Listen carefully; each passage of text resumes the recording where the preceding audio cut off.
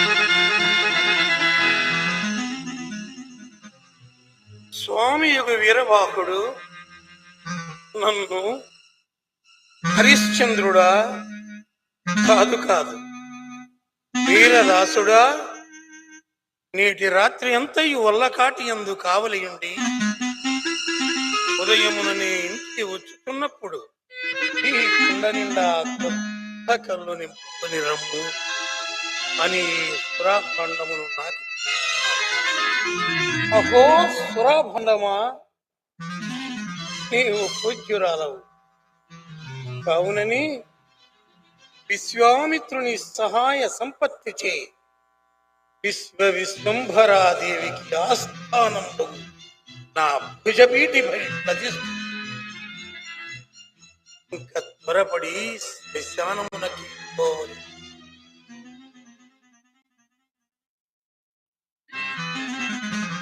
అంధకారం అప్పుడే బ్రహ్మాండమంతయు ఆవరించి కన్నులున్నవారి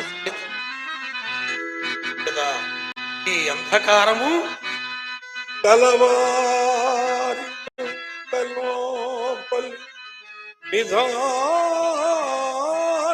విధానములెత్తారు తుంగలకు సిద్ధాయను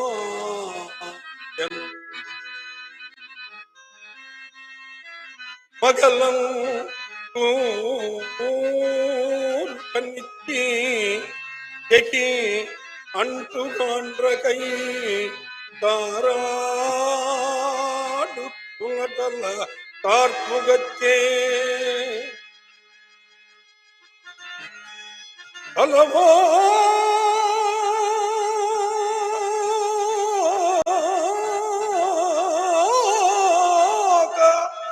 అలది బిడ్డలను బట్టి వేటాడు పాడు భూకములకు పాడి పంట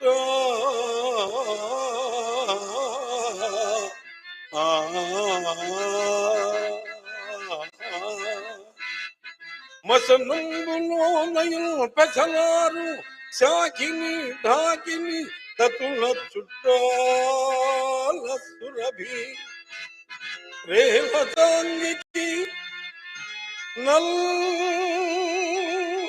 నల్లని మేలి ముసుగు కమల జొండంబునకు మెల్ల కన్నూక సత్య విద్రోహి దుర్య సస్య విగితోడు కటికి చీకటియలమే దిక్తటములందు ఆ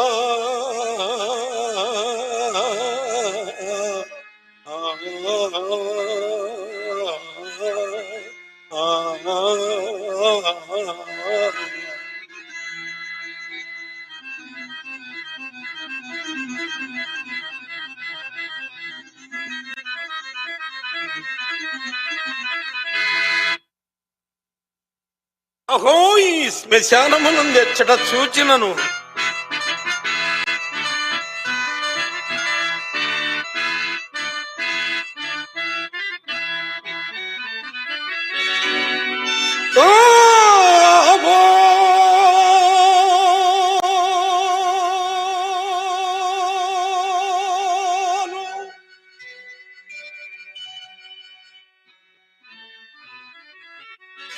ప్రముఖ రక్ష సమూహం విధి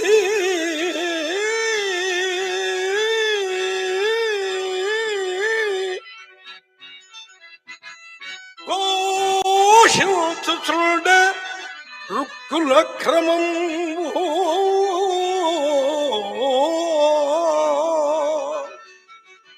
కాబోలు కాబోలు వీరు విగత జీవమాంతమును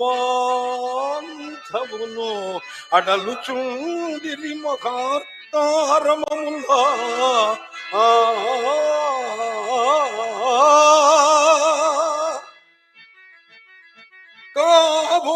కాబోలు వారు టక్కరి భూతమాంత్రికులు నమగుచుండిరి కపాలముల కొరకు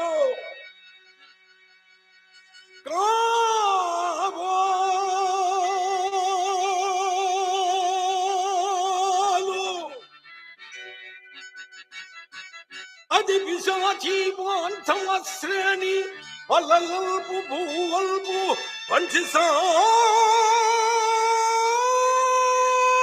పంచిసాగే చిట్టుచున్నవి కాబోలు చితులలో ఉన్న కాల్పబడ్డడు శవాల కంకాల సమితి ఎటా పెట్టీలను రవములే ఎసగుచుండే దిక్కులట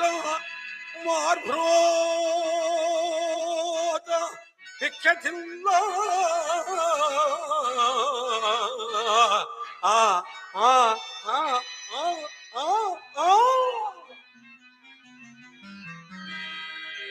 ఓహో ఓహో ఎవరు వారు కాటి సుంకల్పు చెల్లెల్పకయ శవాల మసలమున కాల్పరే కదా మనుజులారా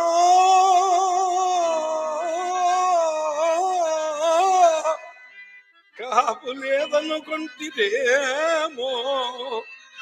కాపు లేదనుకుంటిరేమో పదుండు దళిత ఘోరాది ఈ వీరదాసుగలడు ఓ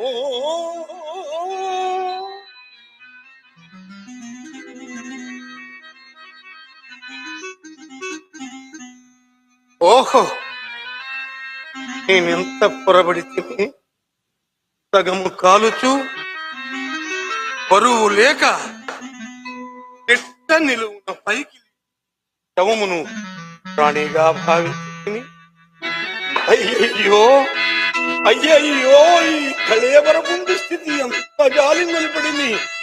మాయామేయ జగంబ నిత్యమని సంభావించి మోగంబున నా ఇల్లాలని నా కుమారుడని ప్రాణంబుడు నందాక ఎంతో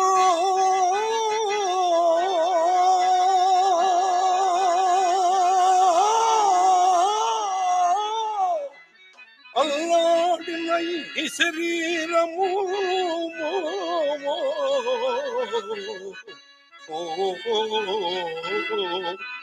ఎంతో అల్లాడిన ఈ శరీరము ఇప్పుడిందుల్ కట్టెలం కాలుచో ఆ ఇల్లాలును రాదు, పుత్రుడును తోడై రాడు తప్పింపగా.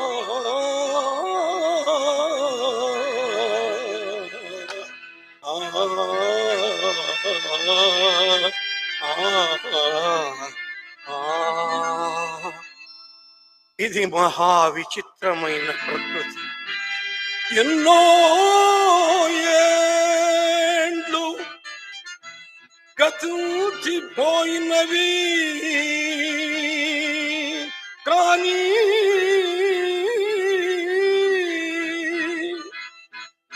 ఈ శ్మశాన స్థలం కన్నుల్ మోడిన మంద భాగ్యుడు ఒకడే నిలచిరాడు అగడో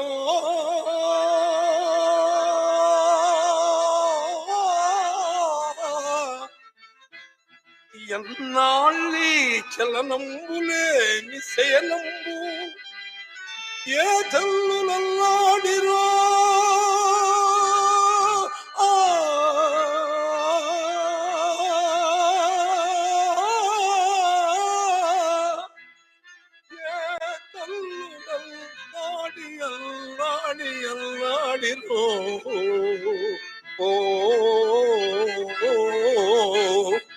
కన్నీటంబడి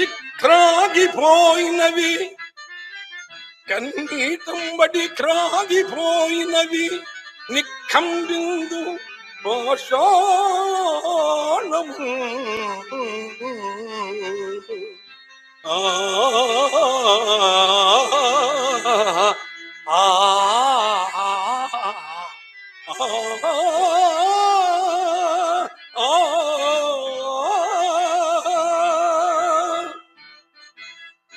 ఇచ్చోటనే సత్కవీంద్రుని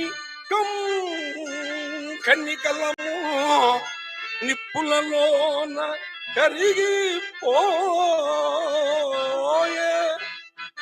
ఇచ్చోటనే భూములేను రాజన్యుల అధికారముద్రికను అంతరించే. ఇచ్చోటనే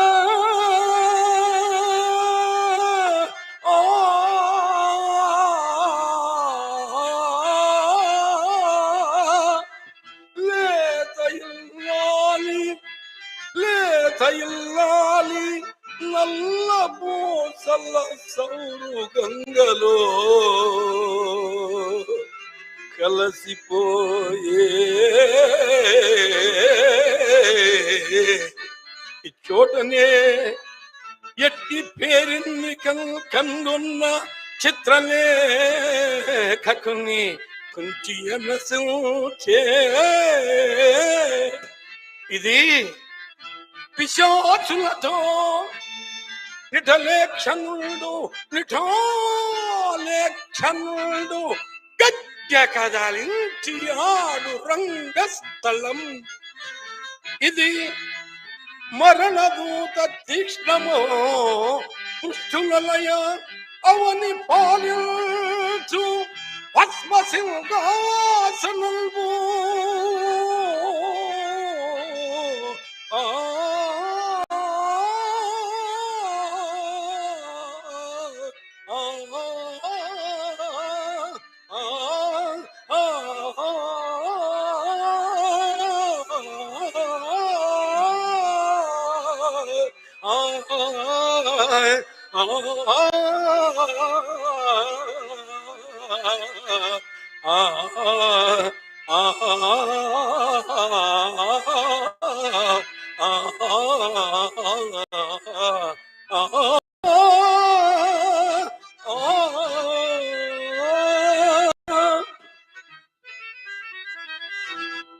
వాగనరాని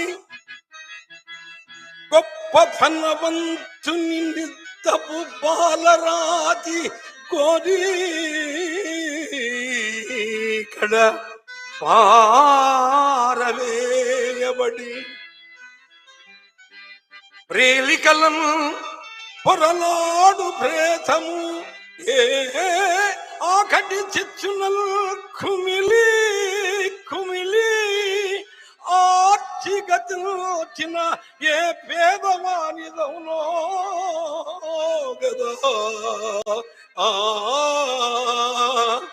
వానికై ఆ పేదవానికై ఒకమొక్కడు దాచదు కాటి నేలయు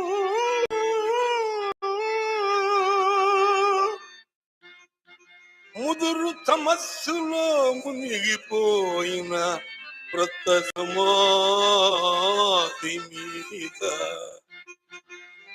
పై పొదల్ నుంగురు పురుగుపోలిగా మినుకు మినుకు మినుకలుచు వెలుగుతోను అదివే అదివే ఆముదముడివాయిన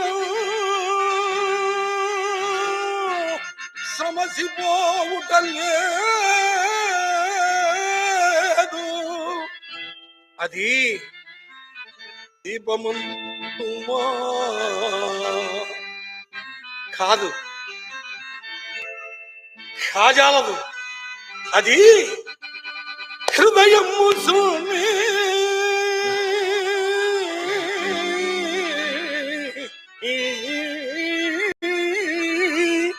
నిల్పితనియల్ గత పుత్రగా ఏ అభాగ్యయో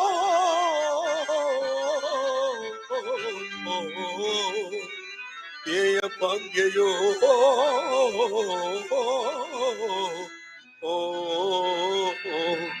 పితా అస్పృశ్యత సంచరించుటకు తావే లేదు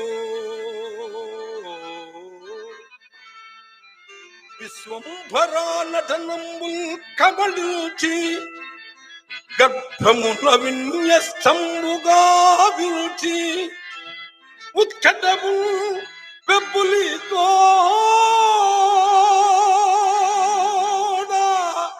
మేఘనొక ప్రకంజేచి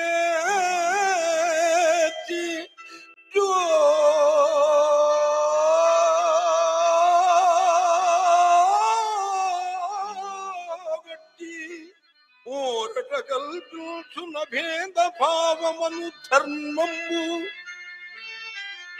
ఇందు కారాడడి ఆ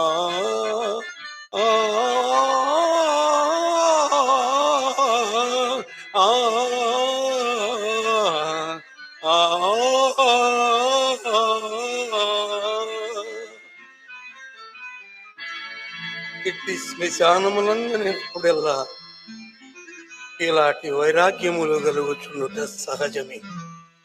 ఇంకా నా మధ్య దగ్గరకు పోయేదను. ఏమిది దారి బొత్తుగా నిర్ణయింపలేకున్నాను. నేను ఈ చితిలోని కాష్టము దీపముగాను ఉపయోగించు.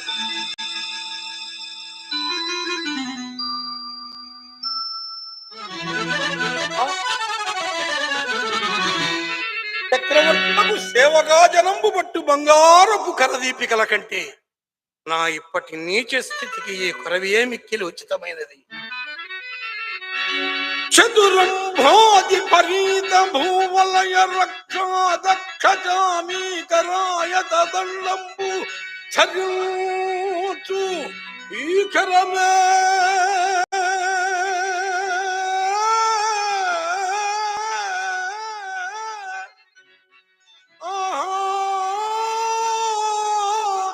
ఇప్పుడు కాటిలో చితిలో రాలుతునున్నీశ్వరవిదాచను నగమాణిక్యరాజిత నీరాజన కాంతికి పదులు వచ్చను శోచనీయంబుగా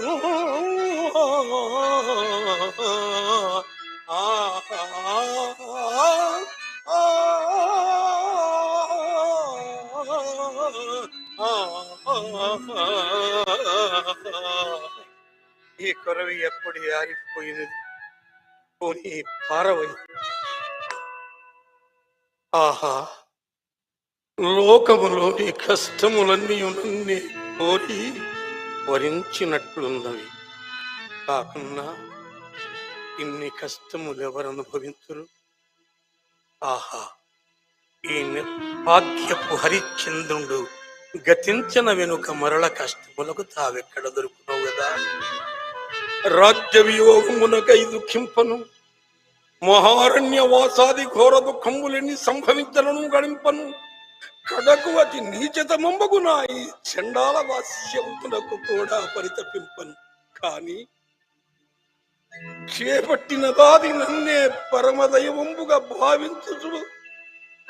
నా మూలమున తనకంత లేసి కష్టములు సంభవించినను ప్రమాగుల సంపత్తి చేసే కాక నొక్కనికి తెగనమ్ము కొనుట నీచంబని నే సంకోచించున్నప్పుడు నాథ సత్య ప్రతిష్టకై నర్చు నీచ కృత్యములను సగౌరవములేయగును అని నాకు ఉత్సాహము కలిగించి నా సత్య దీక్షం కాపాడిన అర్ధాంగ లక్ష్యకు చంద్రమతి దేవి వియోగ దుఃఖము నేనే గతి భరించును. దేవి అసూర్యం పశ్య నీ రాణివాసంపు సౌఖ్యంబులేమయ్యను దేవి. మారా లోహిత, మరల నిన్నెన్నడు చూడగలుగుదును తండ్రి. దాసదాసి జనంబుల చేతుల నుండి అడుగటి పెట్టనీయక మిగుల గారాభమున పెంచిన నిన్ను ఇంటి నిష్ఠురతమమ్మకు దాస్యంబులకు అప్పగించి కదా. అకటకట నా దుఃఖమంతకంతకు అధికమై మితి మీరుచున్నది. గడిచిన విపత్తులొక్కటొక్కటిగా తలంపులకు వచ్చి మరింత మాపుతున్నది. ఆనాడు నా భార్యాపుత్రుల కాలకౌసి కొరకు విక్రయించినప్పుడు దాసీ కథలవేమి పారుడు తన తల్లి నడలించలాని మా లోహితుడి ఓరి మా అమ్మనెక్కడకు కొనిపోయేదో రాని తలపైన వదిలినాడని హాక్కుడు కూటికి లేకపోయి నన్ను నీకు రాజసంబెంత కెచ్చడురా.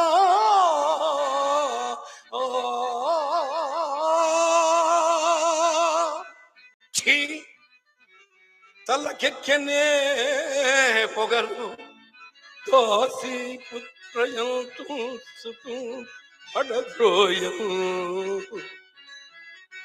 కొడుగట్టెనా వదనమున్ కన్నీళ్లతో చూచే ఆ కడుపు రంపపు కోతగాయు అది ఏ గాయం కాకుండగా.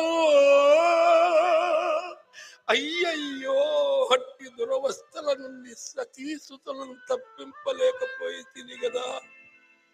నాకై గదా రారాజు బిడ్డయగు ఎల్లాలు దిక్కుమాలి పరుల కొంపల చాకిరి కత్తి ఎల్లాడుట. చీచి కఠినాత్మ హరిశ్చంద్ర, నీవు నిక్కముగా కిరాతకునకు జన్మింపవలసిన వాడవురా.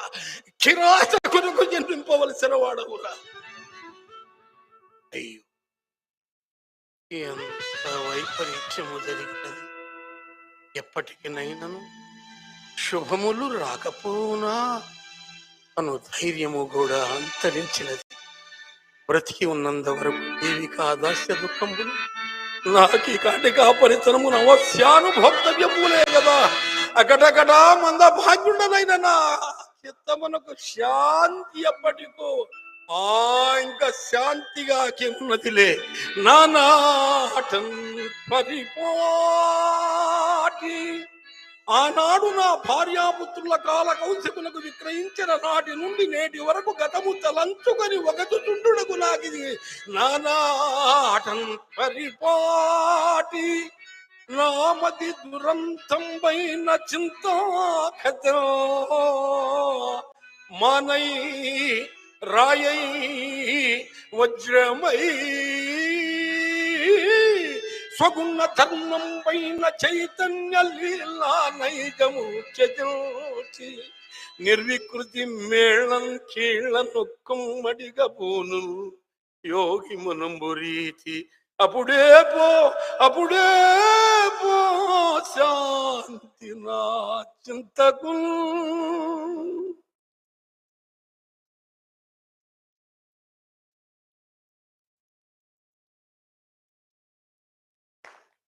చాలా సంతోషం అండి. మాది వేటపాలెం, ఆంధ్ర రాష్ట్రంలో ప్రకాశం జిల్లా, ప్రస్తుతం బాపట్ల జిల్లా. డివి సుబ్బారావు గారు, టి శ్రీరామ నాయుడు గారు, పృథ్వీ వెంకటేశ్వర్లు గారు గొప్ప నటులు మా ఘటన పుట్టారు. వారిని చిన్నతనం నుంచి నేను చూచి నేను కూడా ఈ హరిశ్చంద్ర నాటకంలో ప్రవేశించాను. స్టేట్ ఫస్ట్ అవార్డు తీసుకున్నాను. అలాగే బ్రహ్మనాయుడు క్యారెక్టర్కి బంగారు నందిని తీసుకున్నాను. ఇదంతా కూడా మీ యొక్క ఆశీర్వాదం. నేను క్యారెక్టర్లోకి వెళ్ళగలిగినందుకు నాకు చాలా సంతోషంగా ఉంది.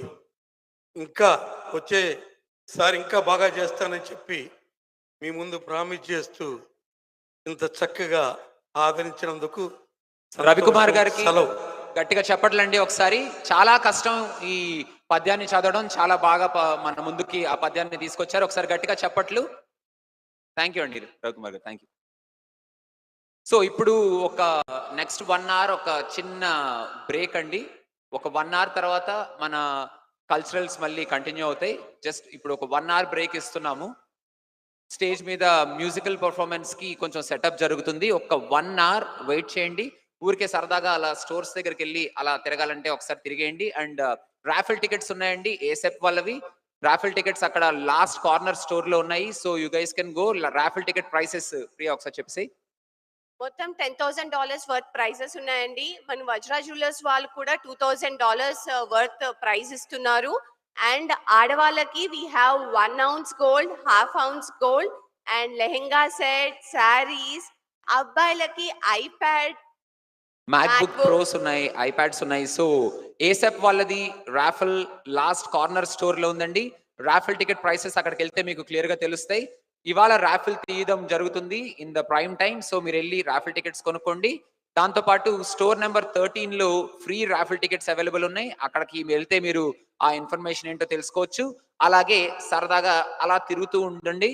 మేము వెంటనే ఒక 1 hour లో మంచి మంచి ప్రోగ్రామ్స్ ఉన్నాయి. ఆ ప్రోగ్రామ్స్ తో మా కల్చరల్ ఈవెంట్ మళ్ళీ కలుసుకుందాం అండి.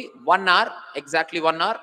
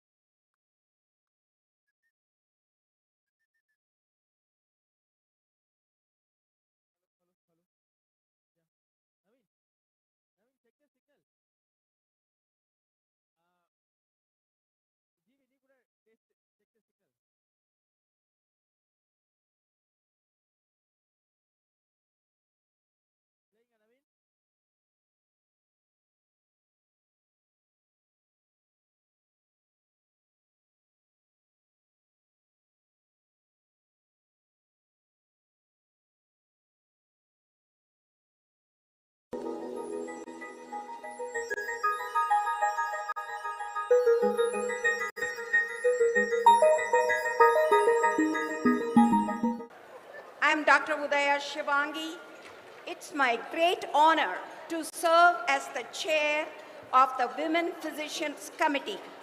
I wish to extend a warm welcome to our RP President, Dr. Ravi Kohli, guest of honor, Jagat Guru, Her Holiness, Sri Saima, esteemed panelists, RP members, guests, friends, and family. As you all know, the Women's Forum has been integral part of RP, always in the forefront, coming up with innovative ideas to make each event unique and transformative experience. Each year, the forum aims to spotlight women leaders who are changing the world and working towards the betterment of the community. This year's theme is Celebrating Women of Excellence. This theme holds immense importance as it recognizes and pays tribute to the remarkable achievements and contributions of women in various spheres of life.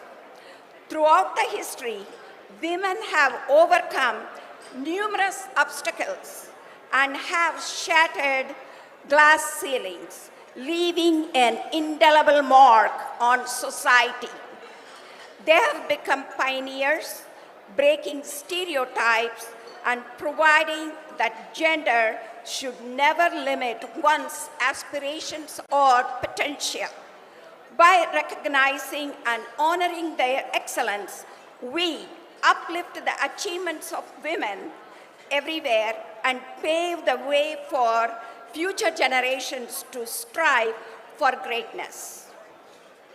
Today, women are leading the world by being proponents of economic empowerment, strengthening educational organization, and being a powerful voice in politics.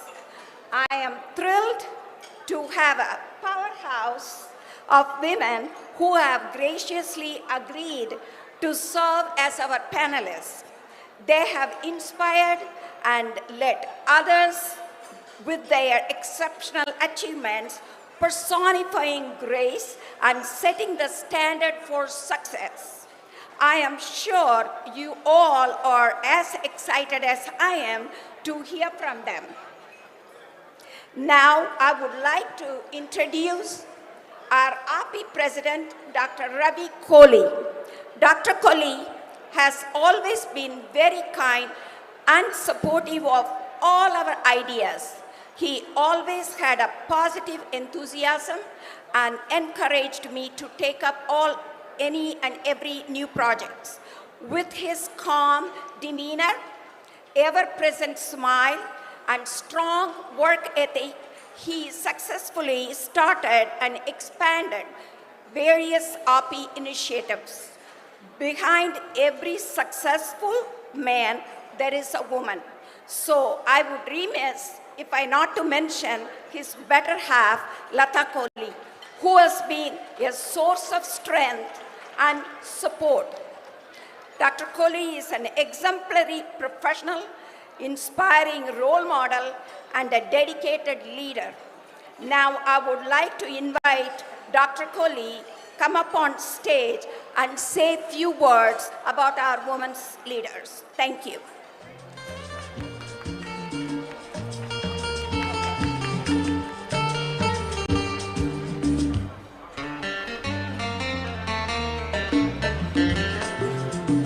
We're requesting Dr. Kohli to please come on over to the stage.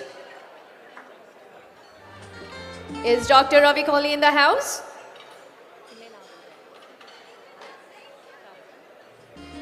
Okay, maybe we can give him a chance when he show up later. Thank you. And please, the housekeeping meeting, less noise, cleaning up the plates, and everyone please sit down and enjoy the session. We have a great panelist, and we have our guest of honor all the way across the globe. She's here. Please respect the women, please. Thank you.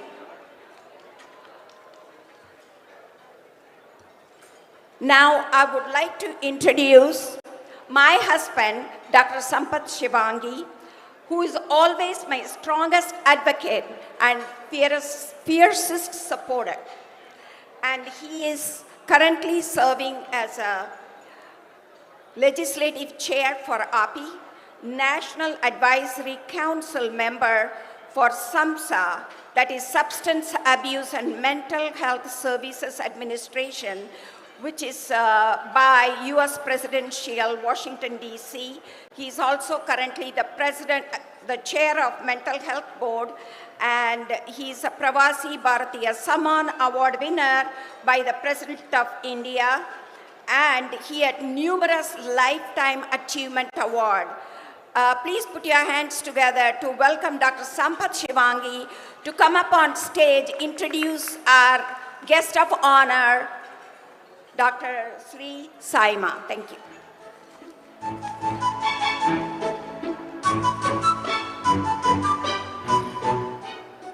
Good afternoon. Thank you, Udaya, my wife. It's a great pleasure to be here.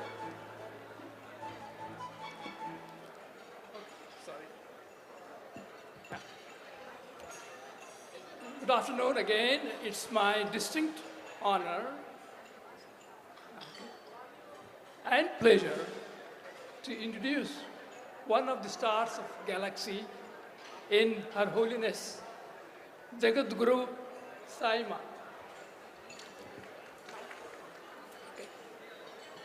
Saima is world-renowned spiritual master, healer, and humanitarian with unique fusion of Eastern spiritual wisdom, Western therapeutic knowledge, and energetic mastery. Saima shares techniques to uplift and empower others, no matter others to master their lives. Saima has developed a signature program, Health Span by Design, that introduces a new health paradigm where you align with your inner life, forced to retain vibrant health as you age. In this program, Saima shows you how to program your cells for maximum health, youthfulness, and longevity. Saima has not aged along the typical path. Saima has been using her body as laboratory to practice cellular rejuvenation for years, and it has worked. With great passion, Saima is sharing this inner knowledge and offers effective strategies that work for everyone. Saima is the first female to be awarded the prestigious title Jagadguru in India's 2,700 years of Vaishnava lineage. The term Jagadguru is one of the highest designations in Hindu tradition. Jagadgurus are recognized as the embodiment, the power and influence to transform the entire planet. Saima also has an ashram in Kashi. I've been there. It's one of the beautiful ashrams I've seen on the banks of river Ganges. I think one must go and see what contributions she has made to India. She is celebrating 70 years in August to this dedicated health system and health span of new cellular regeneration. So please join me in welcoming Saima, the great spiritual leader of our times. Thank you. I'm sure you'll enjoy her discussions, and if you have any questions, she'll be more than happy to talk to you. Yeah, she'll come. Yeah, please.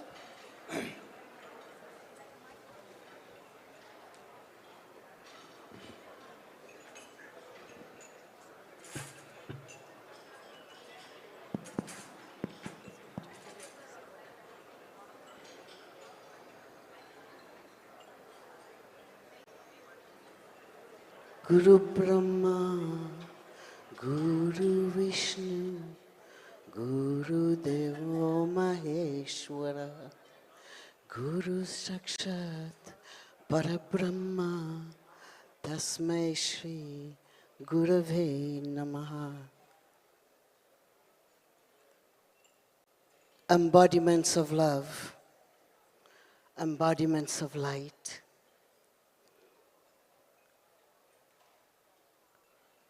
We are all here to serve each other. I thank Mr. and Mrs. Shivangi for welcoming us and inviting us to collaborate with such a great program. And ladies, ladies are mothers. Without mothers, there is no society. Each of us comes from mother. We are now in a transition between yugas. We are shifting from an old era to a new era, an era of consciousness, higher consciousness, an era where our heart, our health, and light merge together. Many are doctors here. So this is where we are going. All of us, when we were born, we saw the light. Until late, we could see beings of light around. Today, we have entered a phase on this planet called longevity. I like to be here so I can see all of you, not to give my back to you. You see these slides, you look at the cosmos and you look at a fetus, there's a similarity. The cosmos doesn't die. Every human is born as this enlightened child. Every single human. Can you see from where you are? Can you see the slides? Yes? So every single human is born with light. The Satya Yuga is the next step for humanity. Every child is connected, and every adult, no matter how aged we are, is connected to the Atma.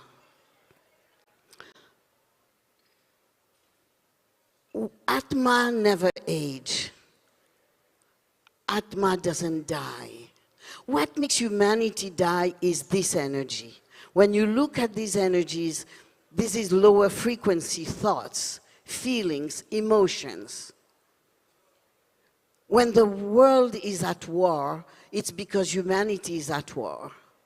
And we can shift this from the old paradigm to be in a new paradigm. Why do the cells age? Why do the health decline? Why do humans die? Human was not supposed to die, not supposed to age.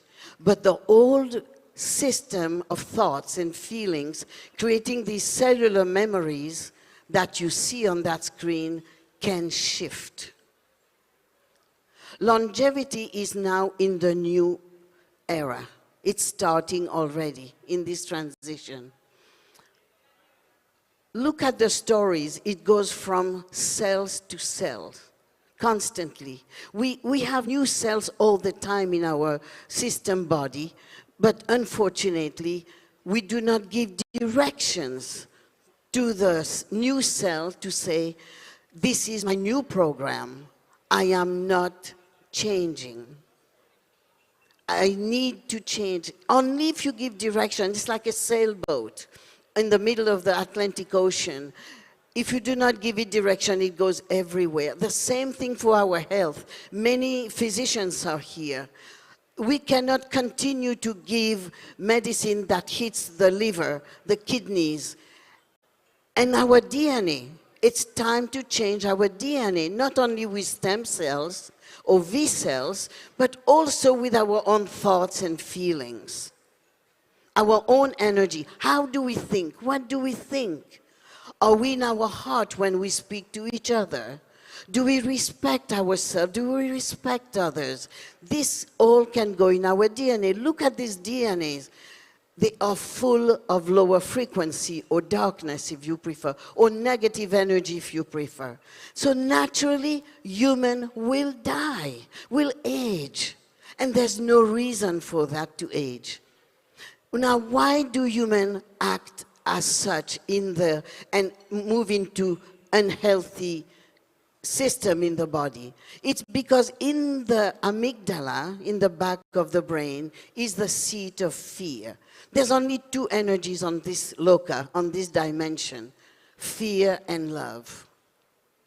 You cannot serve both at the same time. You be one or the other. So our frequency, thoughts, and emotions will be the main medicine of how do we think, meaning awareness of our energies, awareness of our emotions, awareness of our thoughts, our actions. Your thoughts is an energy. So here 2 slides. You see the one with fear base, and you see the one with love base. Which one will bring harmony? It's very simple to look at. Which one will bring unity among us? This is a time for oneness consciousness. And our beliefs that we have to be in resentful mode. Our beliefs, our fear. What decision do we make when we become aware? Decide to move into the love frequency, the love vibration. When we speak, do we know? Do we feel? Are we aware with what energy we are speaking of? So what can we do about that? To shift frequency so that the new cells that are taking birth, and each cell has a sparkle of light at the center.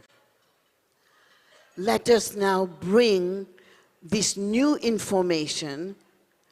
I become a better person. I serve others.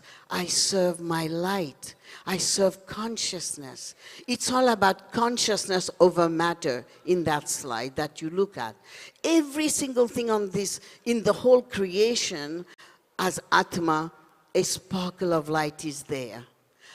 How do we change this information? We have within us, around us, this intelligent body. Not physical body, it's an energy body. It's smart, it's innate, we are born with. And when we start to communicate with this smart body, who is the one who programmed a short lifespan? That now we are willing, we are ready to shift. The shift started about 12, 15 years ago. And this is going to continue. Huge transformation is going to happen on this planet. Not only in humanity system, but in the planet herself, Mata Gaia. This is when we start to give directions. Okay, help me to be a better person. Help me to think differently. Help me to love more. Every day to be grateful for what is in my life. To be that in this attitude of grace every single moment in life. When we wake up, when we open the eyes, remember that. Take moment of stillness to enlighten our consciousness. Take moment of stillness. We may call it meditation or stillness, and bring that energy from the Atma into the matter with the highest consciousness and enlighten the matter so that there's changes. What is the legacy that all of us adults, so-called, is leaving on this planet for those who are coming? Now, where is in every spiritual path we hear go inward? Where is the inward? Go within. The Atma dwells within. Where within? In the DNA. The DNA, maybe 3 to 5% is for the chemistry part, for the physical part. 95% is cosmic, is atmic energy, is the intelligence of the Atma, is the elegance of the Atma in its energy, in its presence, in its love, in its light, in its consciousness. So ask this intelligent body that you use to do muscle test or pendulum to test somebody. As physician, I trust that many of you knows about testing through your muscle test. You can say this is where the information comes from. As the presence and the light of the Atma to release into the whole consciousness, into the mind. So we come out of the puny little mind, limited mind, to the higher frequency mind, to the intelligence mind. Really high, not the intellect. Intellect is here to discern, always separate. But the higher intelligence, where your DNA becomes DNA of light. What does that mean? That means you change the frequency of matter. You change the frequency with light, with that thoughts, with that feelings, the heart. In your heart is everything. Your heart has 2 chambers. One, the human love or the human system, and one is pure divinity. That's where your Atma dwells, in your heart. And then your DNA start to shine. There's this presence of light, where you start to illuminate the matter, illuminate the brain, illuminate the hormones in the brain, illuminate the organs, illuminate all the system called matter, the physical part, and your health will change completely. You'll be healthier and healthier and healthier. Your brain will shine. When I was with Baba in Puttaparthi, when I will pranam, and then I will see light in my brain, because the corpus callosum will be more and more enlightened, and the amygdala will be transmuting from fear-based to light. So all our, thank you for placing this here. All our organs can be filled with light, because each organ has a mother cell. Those who have, doctors who have read on Sri Aurobindo, or philosopher who has read on Sri Aurobindo will understand that. Every organ has a mother cell. This mother cell never dies. It's made of light. This light, the moment you give direction to the mother cells, it will spread light everywhere. The cells communicate with each other. The digestive system, the colon is a very important part of the system. So everything about your body, the kidneys, everywhere has that sparkle of light. Dare to communicate with the light of your system. You all have in the Indian blood, you have the bhakti, the devotion for life. You may not be spiritual today because you live in the West, but just know one thing, it is embedded in you. So enter your field, like your heart. You see the field of the heart here?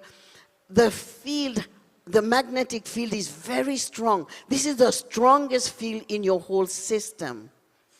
When your magnetic field is active in your physical heart, the magnetic field around your body is connected to the earth. And you can only be healthier. Imagine your lifespan is 125. Dr. Chen, here's Dr. Chen. Dr. Chen is fantastic in his work of cellular cells, reversing the age of an organ, such as diabetes. We work together the same way. How do we serve human system? How do we serve a human body? How do we serve the children through stem cell and transform, whether it's their eyes, whether it's diabetic, whether it's their muscles? There's more and more diseases on the planet. and no medicine can fit. Whereas a stem cell is so powerful. I cannot say it does miracles, but it is so powerful that when you target the exact, look at the stem cell which is in your system, it's full in your body. When you know how to activate your stem cell, your body change completely. Your skin, your hair, everything change. Your endocrine system, which is your hormones in your brain, will be so active. So this is where I wish to share and say to all of you physicians, open yourself to stem cells. Open yourself to transform your health span. Not lifespan, because what's the point to have a lifespan of 100 years and to depend on others to change? Bring the light. You are made of divinity, whether it's Krishna, Ganesh, in any culture. We know there's a divinity in the cellular structure. Nobody was meant to age, to be sick, and to die on this loka. This is a loka of balance. When we get into balance, the feminine and the masculine, as you can see here, this is the amazing part because it will balance the right and left hemisphere of the brain. You have this capacity to bring light on this planet and not to age, not to be sick. There is the unified field, as you can see. This unified field, we are all into it. Ascended masters. My first guru on this loka was Mahavatar Babaji. And he's in this field. All of us are in this field. We just have to tap and shift our consciousness, shift gear the way we function, the way we live our everyday life. And be in the field of the enlightened masters. You can come from this level of anger, frustration, any resentful, and shift your consciousness at a point where you become a master of light, a master of pure consciousness. Ascend your consciousness, and you change the molecular of your physicality. This is why we are here for. And in that oneness consciousness, serve each other. Enlighten our chakras, imagining our chakras are suns, and they shine. And turn all your auric field into the light. When any one of us enlighten, we see anybody, we see their auric field. And beyond the field of Maya, this is who you are. You are beings of light. This is you. Your real essence is beings of light. And multidimensional beings, because you can be in many lokas at the same time. And you are that. The physical body is a grain of sand on a beach. So do not only focus on the physicality. It is an illusion. It is a Maya. Transform it into light. Look at these light bodies. This is your capacity. You have the power to change your system into light, 100%. Because you are a light being. There is nothing more powerful, more sophisticated in this loka than each one of you here. And mostly you ladies, you are the empowerment of life itself. Without you, there's no life. So you can educate your children, you can educate with heart, with love, with light, with this higher consciousness, and enjoy oneness life with each other, loving each other, caring for each other. This is you. I thank you all, ladies. I thank you all, guests, distinguished guests, and it's with great, great love, with great gratitude that I welcome you in my heart and great respect. Thank you. Thank you. Ashirvad. Ashirvad. Ashirvad. Ashirvad. And Sure. Thank you so much. So very touching speech of yours. I hope we can follow your advice and not to live too old, get disease. We'll try to prevent so that we can live without anybody's support. So thank you, and Ma will be here. Anybody wants to meet personally and get blessings, she is going to bless all of us. And anybody wants to talk to her, any suggestions, please approach her. She will be here today and she's leaving tomorrow morning. Thank you. Now, I would like to introduce Dr. Manju Sachdev. He's a board-certified pediatrician who has been residing and practicing in Victoria, Texas for many years. Currently, she serves as a faculty member, clinical assistant, professor at Texas A&M School of Medicine.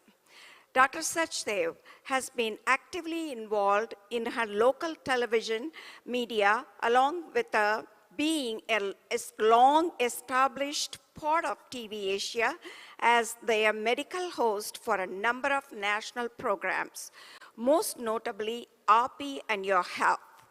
She has served in the RP organization in numerous capacities, not only as a former women's chair, but also as the board of trustees and the treasurer. Ladies and gentlemen, please give a warm welcome to my dear friend and co-chair, Dr. Manju Sachdev.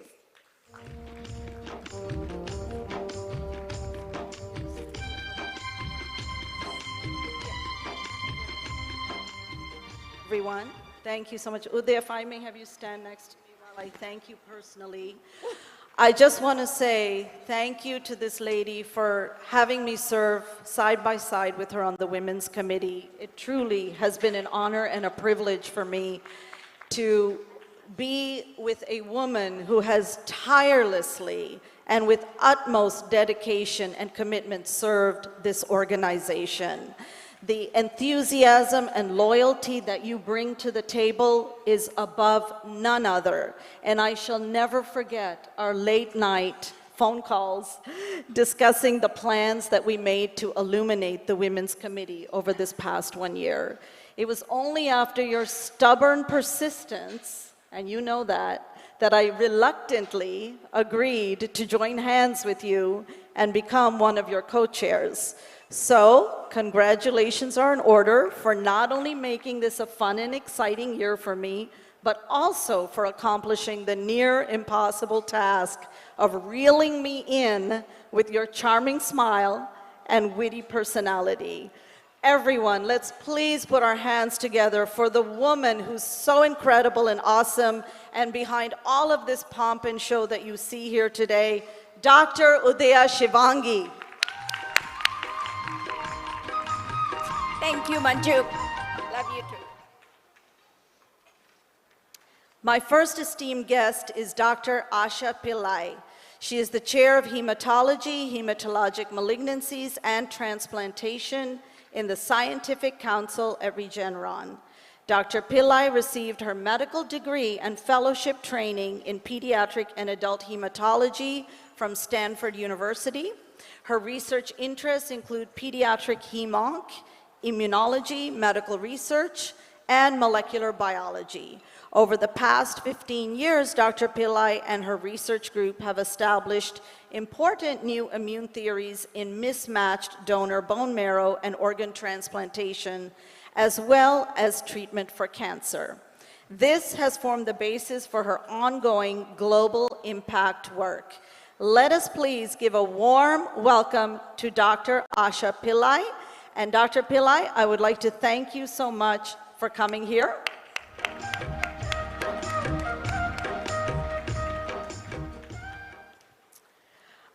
Do you have a microphone ready? Okay. I have two questions for you, and if you prefer to stay there, that's fine. The first one is, what are the newer advances in immunotherapy, most specifically as it relates to cancer research? And in your answer, if you could please also touch base on the latest developments in stem cell research. Thank you. Certainly. Namaste, everyone. First off, I have to say, just take one quick detour. The uncles and aunties that I grew up with from the 70s helped found AAPI as a group of 15 families that spent their weekends and vacations together and actually spent from their retirement funds to help found AAPI. So I can't congratulate you all enough for carrying forward this torch. I'll be passing this back to them. They're all in India now. They've all retired and gone back, but I will be letting them know how remarkable this organization has grown and under all the leadership. So coming back to your question, one of the things that we had to really break down barriers for was the understanding that the immune system is central to clearance of cancers and many other diseases, as well as Manya Maji had said that there's a possibility for disease also being caused by that. But when the system is functioning in its prime, we actually were using systems that reduce them to nothingness by chemotherapy. And this made no sense to me when I was a fellow. So I simply asked the founders of the field, why are we doing it this way? And of course, there were 100 different historical explanations that made no sense. And so, we set about doing the things that are necessary to bring us to where we are. So I speak from a fair amount of direct experience of the leaders in the field. And the things that actually drove those things are really rather dogmas more than basic science. So the idea was that we have to kill the cancer, come what may. The concept that we actually have a system endogenously to do that, and that the systems we're using to kill are killing that, was something we had to actually, with a group of about 20 other major research areas, groups, had to force through the field. And now this has become sort of an accepted concept that there's a thing called immunotherapy. So coming back to that, I think the next phase is to do in one way what Manya Maji has also brought out, which is harness the immune system as it sits and strengthen it for the next phase of cancer clearance. And so one thing that I joined Regeneron for is that we're really able to move that forward at the next level. So within the last year, we've moved forward protocols for immunotherapy as the first line for cancer, not as the second and third line once cancers relapse. Because then the immune system is already broken down by certain things. Recovering those cells for further immunotherapy is more difficult. Yes, the immune system is very strong when you use it up front, but that's a minor problem compared to the problems that we create by all these other roundabout approaches. And so we are very focused, and we have the science to prove it, to move that forward step by step, and we have about 100 clinical trials going through in that phase just from Regeneron alone. I'm working with most of the seniors in many of the major institutions. I probably know many of you from those trials as well. So that's the next field there. The last point is in transplantation. Harnessing the immune system to prevent complications of bringing in another immune system in transplant is a much harder thing. But that's actually where I started my work and where we've spent most of our time. And we've proven that we can actually do transplants from people who are not matched, which was again heresy when we started that field. That's the next phase, because now once we start from the premise that we can do this, now 98% of the world's children have donors, because there's no parent who won't be willing to donate, and as they're half matched, they're a potential donor. So I think that's going to be the next frontier and what we'll see a lot of innovation in. Also, the last point would be, how can we reduce the toxicities of the way in which we facilitate natural immunity? So we're going to be much more respectful of the immune system, I think, in the next century, and that's what I hope to see. Thank you so much. It really sounds truly intriguing and promising. And my next question pertains to, what challenges did you face in your leadership journey, and how did you overcome them? Okay, so I'm sure what I say here will echo with almost everyone in the room, certainly the women. So I think the biggest obstacle we face are threefold. First, regardless what our dream is and what we think we can achieve, the realities of politics, power plays, economy, and the gross aspects of the world, again, what Manya Maji was bringing up, these issues are the things that we deal with on a daily basis. How do we learn to navigate those without compromising our higher self? For me, actually meditation and having Sadhgurus in my life is extremely important, and it actually helped me to do most of what I've done in the phases when there were no people actually pushing those forward. So I would say the biggest lessons I've learned are to have a balance of, which is an ongoing learning process, to have a balance of drive, humility, and vision. And keeping those three going is literally a full-time effort. So I think I've learned a lot about how to start respecting myself and not feeling obligated to prove to others what I'm trying to do. I just stay focused on what I want to do and I think play a little bit deaf to the rest. And I think that's going to be a skill set that women need as we go into leadership. I'll just stop with one quote. I interact with a lot of different people at the leadership level, and one of the people before she passed that I had a lot of time interacting with was Ruth Bader Ginsburg. And so one of the things she said was that when she was first married, her mother-in-law gave her a piece of advice, which was, in everything, it's good to be deaf to some things. And she meant that for her life with her husband. But she said she actually used it much more on the Supreme Court than ever with her spouse. So I would say that some of those skills are things that we need to bring. And as women lead, hopefully we'll create the spaces where people listen more, because that's a nature of a female energy to be receptive. And I'm hoping that that will be one of the changes that we institute. But that's the challenge. I couldn't agree with you more, and I'm sure most of us women leaders can agree with you on that and have experienced what you have been going through. Thank you, Dr. Pillai, for your invaluable time and for your excellence in clinical research, along with your contributions to medical science. Our following guest hails from the Garden State of New Jersey. Dr. Rachna Kulkarni brings together her clinical expertise and business acumen to make for a unique woman physician leader. She is the president of Medicor Cardiology and serves as the regional director of cardiovascular services for Robert Wood Johnson Health System. The American Heart Association recently awarded her Physician of the Year and Woman of Distinction for making exceptional contributions to women, health, and society. Dr. Kulkarni has been honored for her leadership by the Executive Women of New Jersey Best 50 Women in Business. In the spirit of a true public health hero, Dr. Kulkarni continues to promote a culture of heart health in the communities of New Jersey. Let's give a warm round of applause as we welcome Dr. Rachna Kulkarni.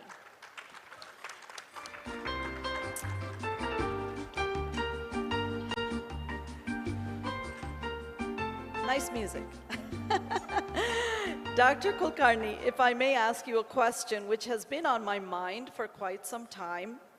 We're seeing more and more physicians obtaining master's degrees in public health, business, and healthcare administration. And as an entrepreneurial physician, what do you observe are the advantages, if any, to acquiring secondary degrees when so many years are spent learning the art and craft of medicine? Thank you, Manju. Thank you first to you and Udaya. I know how much time and energy you have spent in bringing this program to fruition and making it successful. She has worked tirelessly. We have shared so many phone calls and everything. So thank you. Thank you to both of you. And you raise a very good question. I'll share my experience with you because, we are smart people, have spent at least a decade learning the craft we learn. So why are we venturing into getting public health degrees, master's degrees, MBAs? Because I believe that the face of medicine is changing a lot. Up until a decade or a couple decades ago, it was all private practice. People would learn their craft, start their practice, and learn the business of medicine as we go along. However, now medicine from private practice has moved to institutions, and decisions are being made for us who know the craft by the C-suite who does not know our craft. So, if we are not at that table, thank you, yep. If we are not, we don't have a seat at that table, then decisions will be made for us, and then those are forced down. Also, so, learning the language, I think, is important.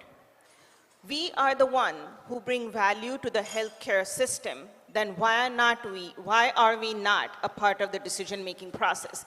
And that's why having that degree, I think gone are the days where we learn things on the fly, because we are sitting across from people who know the system, who know the language, the business behind it. So it's better we go prepared and get some formal education. In addition, I do believe that it's very important for women to have seat at the table, because as we know, healthcare decisions, 80% of the healthcare decisions are made by women. Women make healthcare decisions for their generation, their parents' generation, and the next generation of their children. However, we are not represented in the C-suite. We are not represented in the policy. So 80% of healthcare decisions are made by women. We need to have at least 50% representation in the decision-making process. And I do believe that's why having a bigger perspective, having a formal perspective of the process is important, because we may not know answers to all the questions, but we will know what questions to ask. We will be taken more seriously. And I think that's probably the value of formal education. Thank you so much. That was an excellent answer. And it makes a lot of sense as to why a lot of physicians, several physicians I know, have been going out there and getting secondary degrees, especially the newer generation now. I decided, because when I was asked to lead my group, and I decided to go ahead and get a healthcare executive MBA, just for that reason, because I needed to know the language. Yes, correct. And secondly, if you could please enlighten us as to what specific advice do you have for our future women leaders who want to be entrepreneurial physicians like yourself? Well, I'll share my experience. I don't know if it's advice, but I will share my experience. I do believe that first we have to create value. Okay, that's probably where the first few years go. Create value. My recommendation always is inception of idea is great, but do the market analysis. Don't get fooled. Know the lay of the land. Also, inception to fruition is tough. Creating ideas is great, but execution is a bear.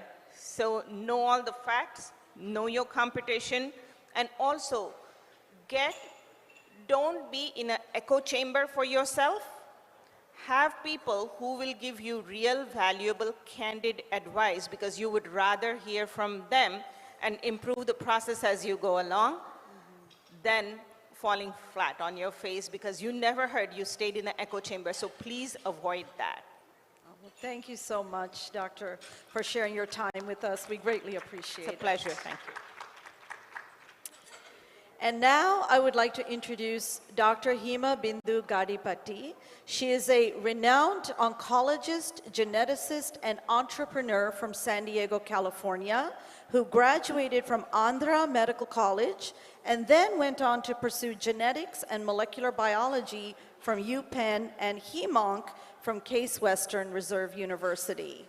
She has dedicated the past decade of her career to creating a unique holistic approach to implementing novel cancer solutions in developing countries via her 3 companies that facilitate extensive research worldwide. Ladies and gentlemen, please join me in welcoming Dr. Gadipati.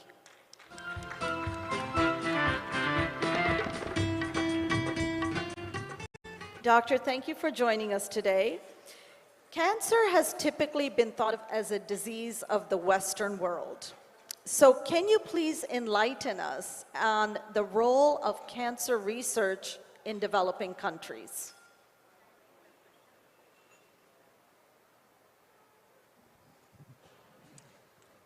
You're absolutely right. It has typically been thought of as a Western disease. We've not really had a high prevalence of cancer in the Indian subcontinent. But times have changed, and there's various factors which have influenced this. Obviously, a lot of it is to do with lifestyle, changing habits, and change in food habits in particular, environmental influence. And so these have a great impact on the incidence and prevalence of cancer. So I do think that in terms of what we're about to see in the next decade, the numbers are pretty astounding. The incidence of cancer, not only in India, but in other developing nations, is estimated to double.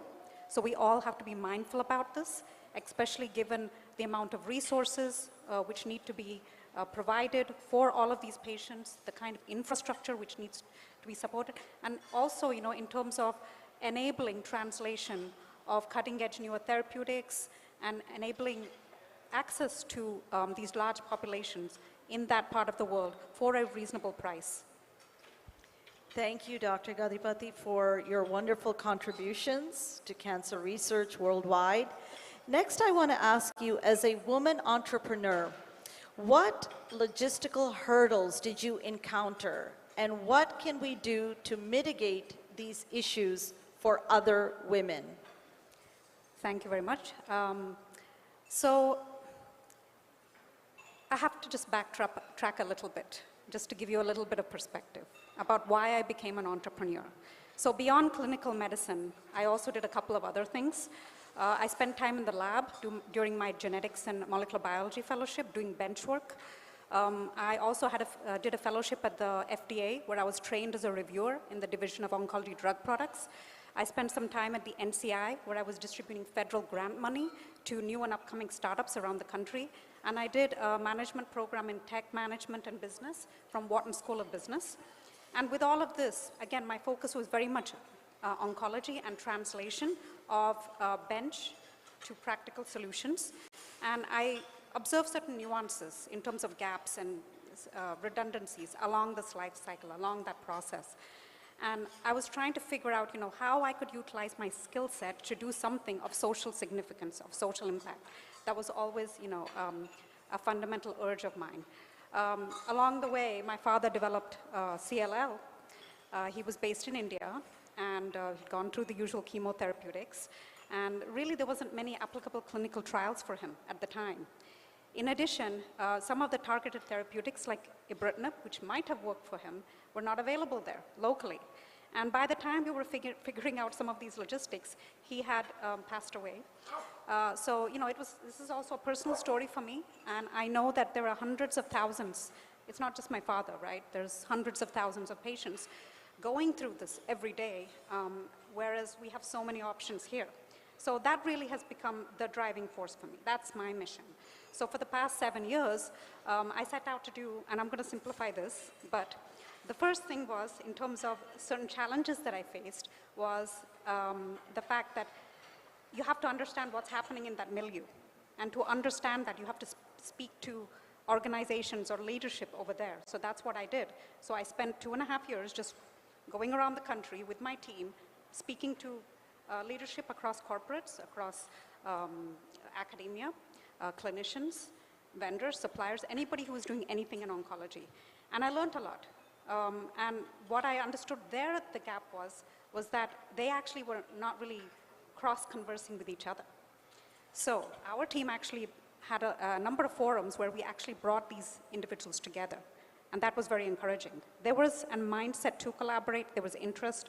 It's just that they needed a structured mechanism. Now, I'm not saying that I'm the one who created it, but I'm just talking about what I saw in the course of my own experience. The second thing was that they needed a much more structured mechanism to scale this kind of cross-disciplinary interaction on a higher level, and that's why we have developed the online platform to facilitate this. So that was logistical hurdle number one.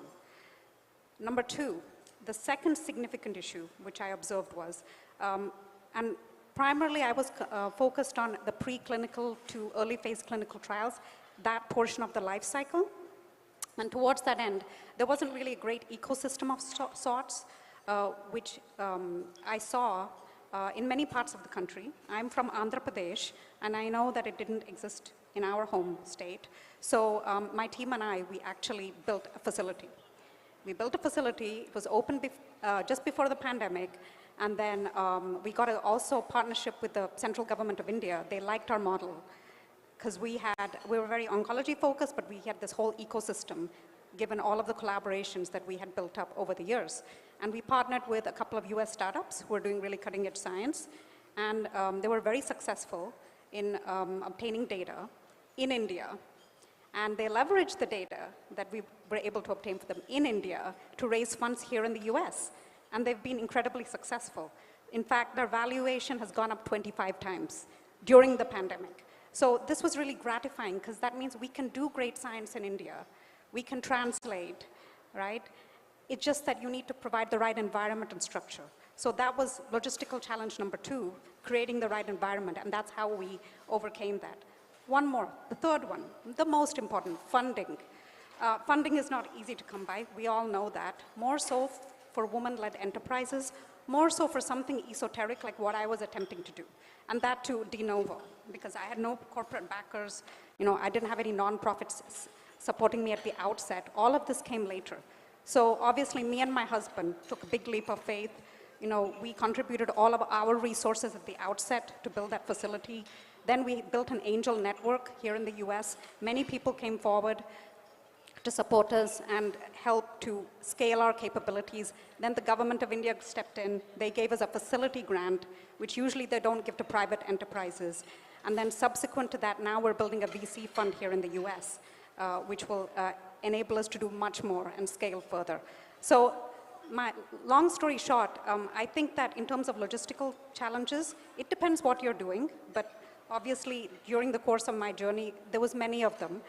But what we chose to do was have an open mind and figure out what might work for us and build those mechanisms. And we took the help of many people along the way who we forged close ties with. And I think that the most valuable thing I feel for me at this stage is building this community. And through community, we can achieve a lot as women. Obviously, the men also a critical part of this. My husband has been a great supporter, but this has been a wonderful journey so far. I met some great people, and it's gratifying. And through this, in the long term, we hope not just to bring one solution, but we're already bringing a number of solutions which were only available here in the US, but now we're taking them to India, and we're also doing cutting edge science in India now, with collaborating with folks here. So we hope to do much more of this. Thank you so much. Thank you. Thank you to my 3 panelists for their contributions and for being part of our Women's Forum. Now I would like to introduce Dr. Geeta Mehta, who acts as my partner in crime as co-chair for this year's Women's Committee. She's a highly accomplished OBGYN physician at the Cleveland Clinic and has been an essential part of API over the past 30 years. Most notable was her tremendous contribution as the Women's Committee chair when she invited and hosted Madhuri Dixit during the San Diego API conference in 2004. Geeta, if you would please do the honors and take over from here, I would appreciate it.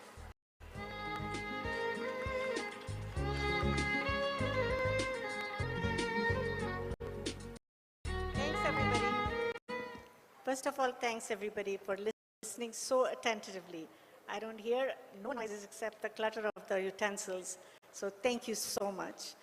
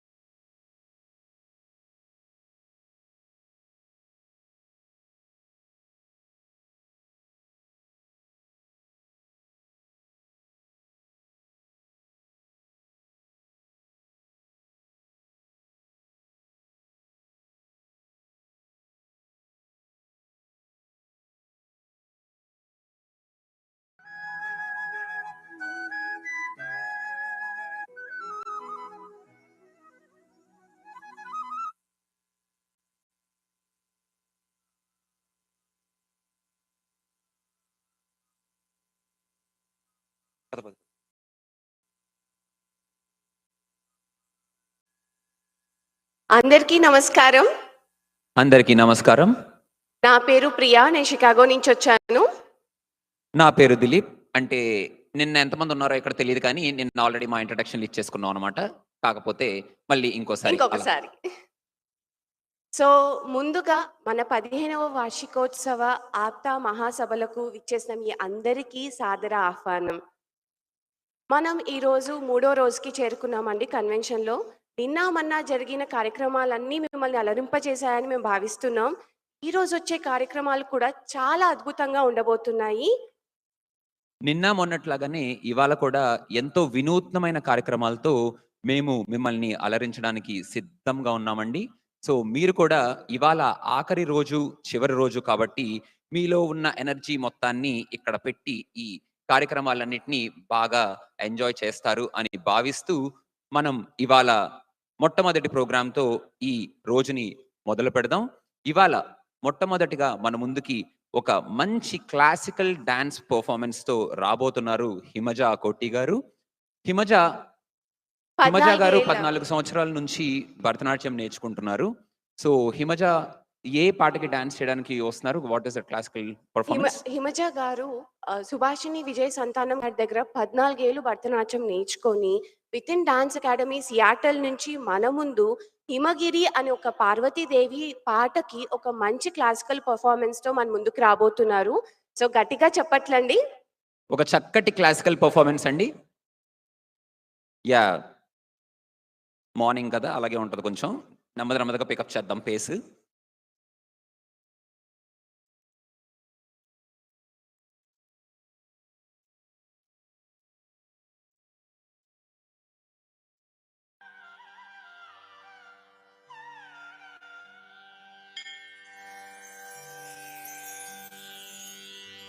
Himgiri तनये हेमलते Himgiri तनये हेमलते Himgiri तनये हेमलते अम्बरीश्वरि श्रीललिते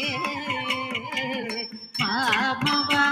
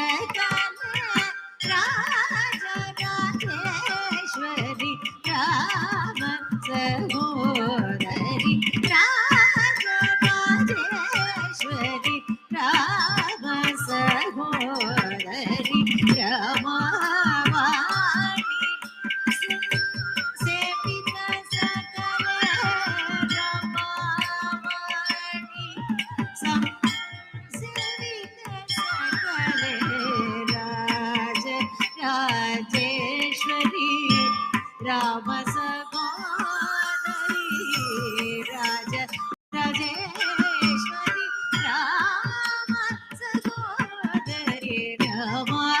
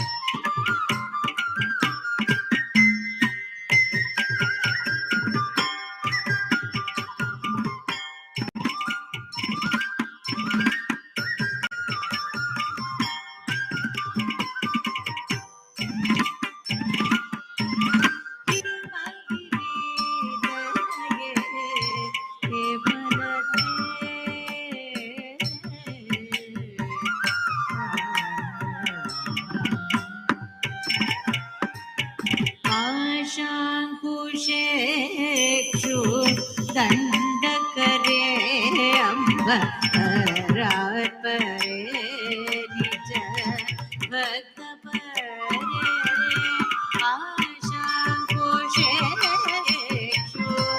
दंडकरे अम्ब रात परे निज भक्त परे आशा दंडकरे यंब पदात् परे भक्त परे आशा कोशेषु दंडकरे यंब पदात्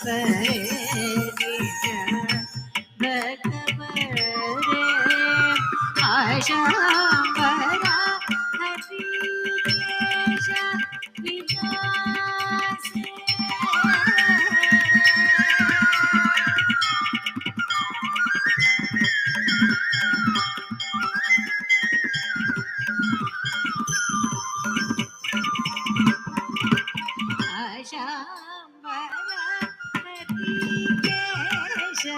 विलास आनंद रूपे अमित प्रतापे आशांबरा हरिकेश विलास आनंद रूपे अमित प्रतापे आशांबरा हरिकेश विलास आनंद रूपे अमित प्रतापे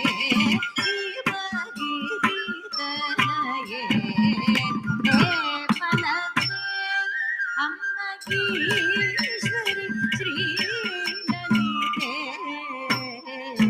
मामवागि मगिरितनये हे फलके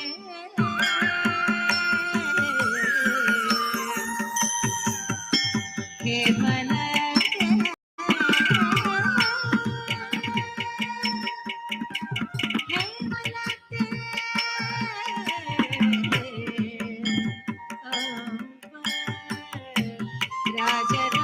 राजराजेश्वरी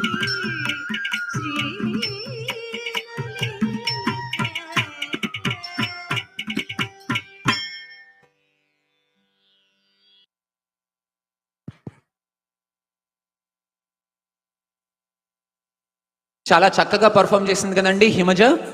ఒక్కసారి ఇంత చక్కటి పర్ఫార్మెన్స్ తో మన ఈ రోజుని చాలా అందంగా మొదలుపెట్టిన హిమజాకి ఇంకొకసారి చెప్పట్లండి. చెప్పట్లండి.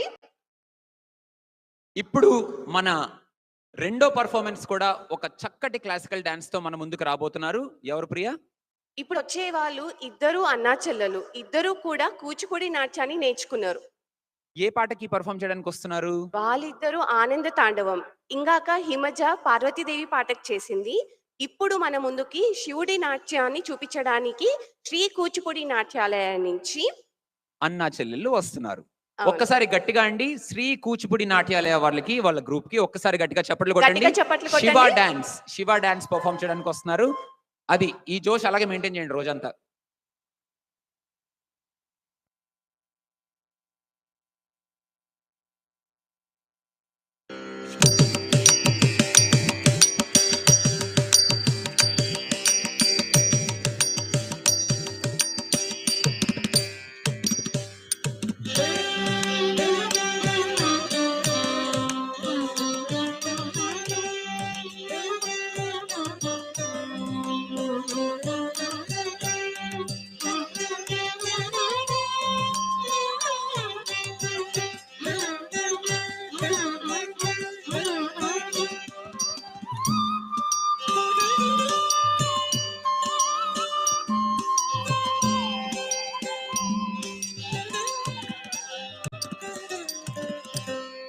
సారూప్యం తవ పూజనే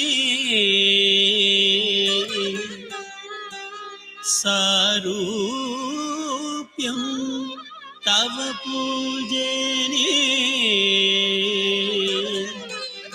శివ మహాదేవేతి సంకీర్తనే సమీప్యం శివ మహాదేవేతి సంకీర్తనే సమీప్యం శివ భక్తి దుర్యజనతా సాంగత్య సంభాషణే సాలోక్యం చ శివ భక్తి దుర్యజనతా సాంగత్య సంభాషణే సాలోక్యం చ చరాచరాత్మక తానుధ్యానే భవానీపదే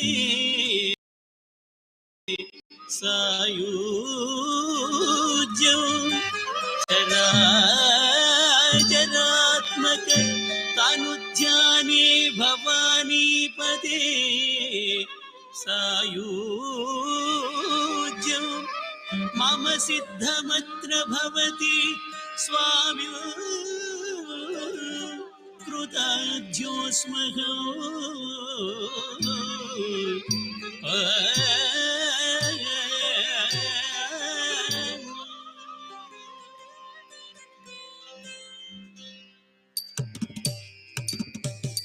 తాం తాం తాం తదిం తరిగడతాం తదిం తరిగడతాం తరిగడ తకిటతాం తది గిన్నత దిక్ తకిటతాం తది గిన్నత తకిటతాం తది గిన్నత తా దిం కి నా తం తది గిన్నత తది గిన్నత తది గిన్నత తా దిం గి నా తం తది గిన్నత తది గిన్నత తది గిన్నత తా దిం గి నా తం తది గిన్నత తది గిన్నత తది గిన్నత తది తకిటతాం తది గిన్నత ది తకిటతాం తది గిన్నత తకిటతాం తది గిన్నత తా దిం గి నా తం తది గిన్నత తది గిన్నత తది గిన్నత తా దిం గి నా తం తది గిన్నత తది గిన్నత తది గిన్నత తా దిం గి నా తం తది గిన్నత తది గిన్నత తది గిన్నత తది తకిటతాం తది గిన్నత తది తకిటతాం తది గిన్నత తకిటతాం తది గిన్నత తది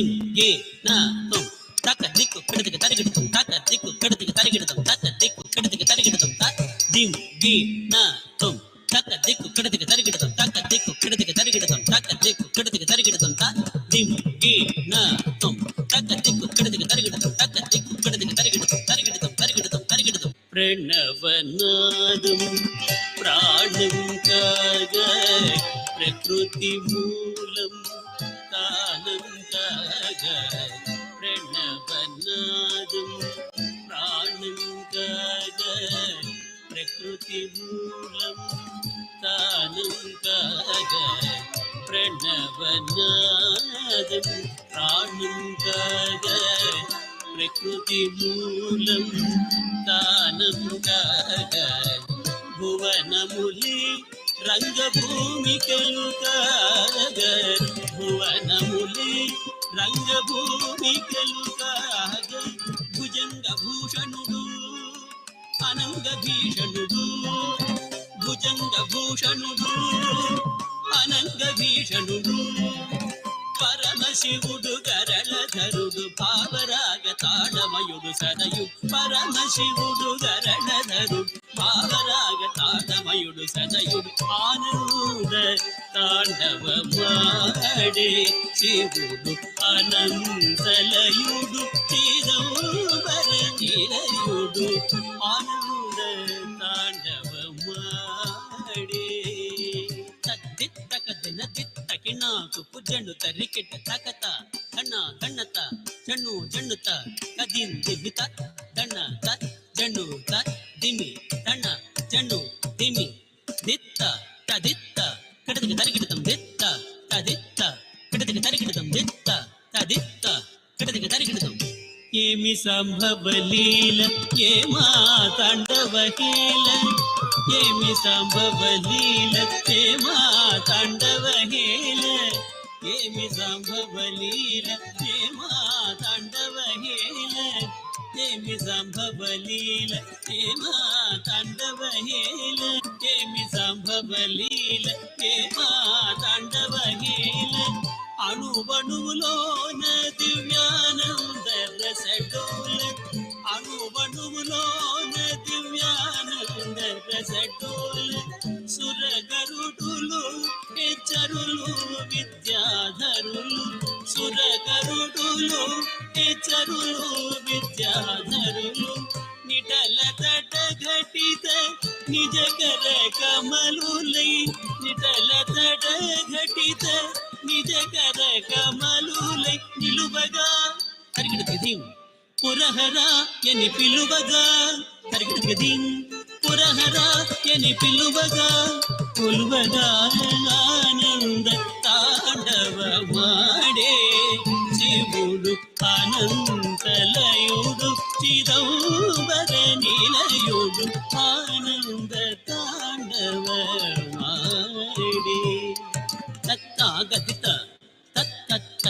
తరిగిడదాం తక్కడికి తరిగిడదాం తక్క దిక్కు కిడదికి తరిగిడదాం తత్తాగతిత తరిగిడదాం తక్కడికి తరిగిడదాం తగ్గ దిక్కు కిడదికి తరిగిడదాం తరి తన్నా జన్ను తా తక్కిట తక్క తరి తదండ దండత జన్ను తజన్ను జన్నుత దిమి తదిగి దిగి తరి తదండ దండ దండ తజన్ను జన్ను జన్ను తదిమి దిమి తరి తదండ తజన్ను తదిమి తచ్చం తరిగిడదాం తచ్చం తరిగిడదాం తచ్చం తరిగిడదాం ధిమి ధిమి ధిమి ధిమి టమరుద్వానము దిక్కడములు మార్మ్రోయగా దిగి దిగి దిగి దిగి దిగి దిగి దిగి దిగి దిగి దిగి దిగి దిగి దిగి దిగి దిగి తక్కిట తక్కిట తాం కడదిగి తరిగిడదాం కిణ కిణ కిణ కిణ మణి నూపురములు ఝణత్కారముగ సలుపగా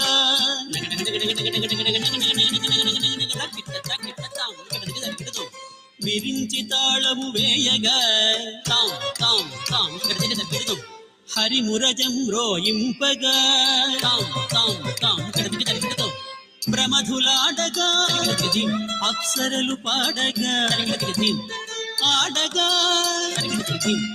పాడగా ఆడగా పాడగా ఆడగా పాడగా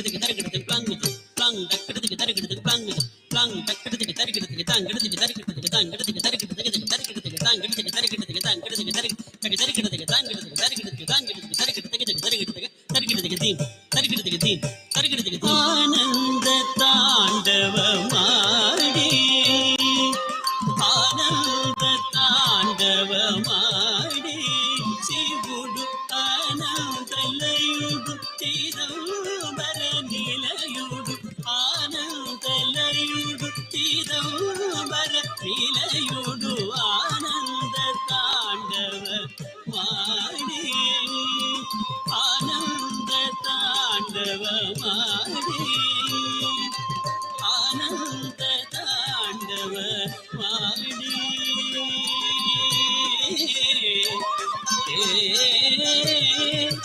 ఏ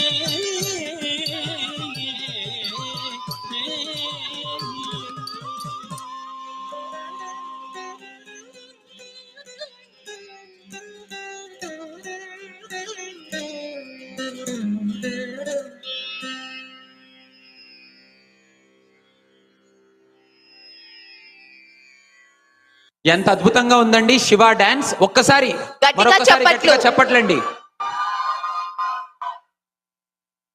ఇప్పుడు మన ముందుకి రాబోతున్న వారు నంది అవార్డ్ గ్రహీత డాక్టర్ రవికుమార్ గారు. ఆయన హరిశ్చంద్ర నాటకం వేస్తే దానికి తిరుగుండదు. ఆయనకి హరిశ్చంద్ర క్యారెక్టర్లో ఆంధ్రప్రదేశ్ స్టేట్ ఫస్ట్ వచ్చారండి. అండ్ ఆయన హరిశ్చంద్రుడి కాటికాపరి సీన్ మన ముందుకి పర్ఫార్మ్ చేయడానికి రాబోతున్నారు. అండ్ ఆయన అంతకు ముందు మనము ఆయన ఏవిని చూద్దాం. ప్లీజ్ ప్లే ద ఏవి.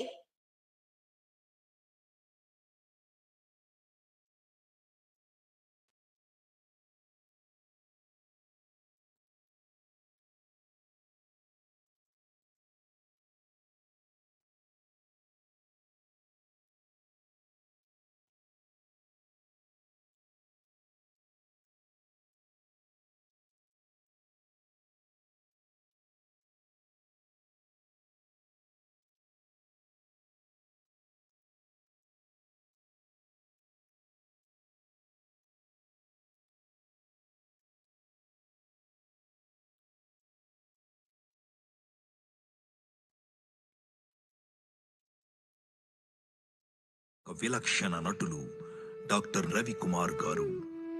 వృత్తిరీత్యా ఏసీ కళాశాలలో అధ్యాపకులు, ప్రవృత్తిరీత్యా నటులు. వీరు కూడా ఆంధ్ర తాన్సేన్ డివి సుబ్బారావు గారు జన్మించిన వేటపాలెంలోనే పుట్టారు. 8 పద్య నాటకాలు రచించి ఉత్తమ రచయితగా పేరుగాంచారు. ఆంధ్ర రాష్ట్ర నంది నాటకోత్సవ పోటీలలో తాను రచించిన పల్నాటి భారతాన్ని ప్రదర్శించి బ్రహ్మనాయుని పాత్రకు ఉత్తమ నటుడిగా, తామ్రనందిని ఉత్తమ ప్రదర్శనకు బంగారు నందిని అందుకున్నారు. స్టేట్ ఫస్ట్ హరిశ్చంద్రునిగా నిలిచి పీసపాటిచే అవార్డునందుకున్నారు. అక్కినేనిచే నాటకరత్న, సినారేచే అభినవ నట సామ్రాట్, బుర్రా సుబ్రహ్మణ్యం శాస్త్రి గారిచే రంగభూషణ బిరుదులను అందుకోవడమే కాక రంగస్థల రారాజు, నట సార్వభౌమ ఆచంట వెంకటరత్నం నాయుడు గారిచే గండ పెండేరానందుకున్న భాగ్యశాలి. బ్రహ్మనాయుడు, హరిశ్చంద్రుడు, రంగారాయుడు, ఫిర్దౌసి, శ్రీకృష్ణ దేవరాయుల పాత్రలకు తనదైన బాణితో నటనలో జీవం పోసిన మేటి నటులు డాక్టర్ రవికుమార్ గారు.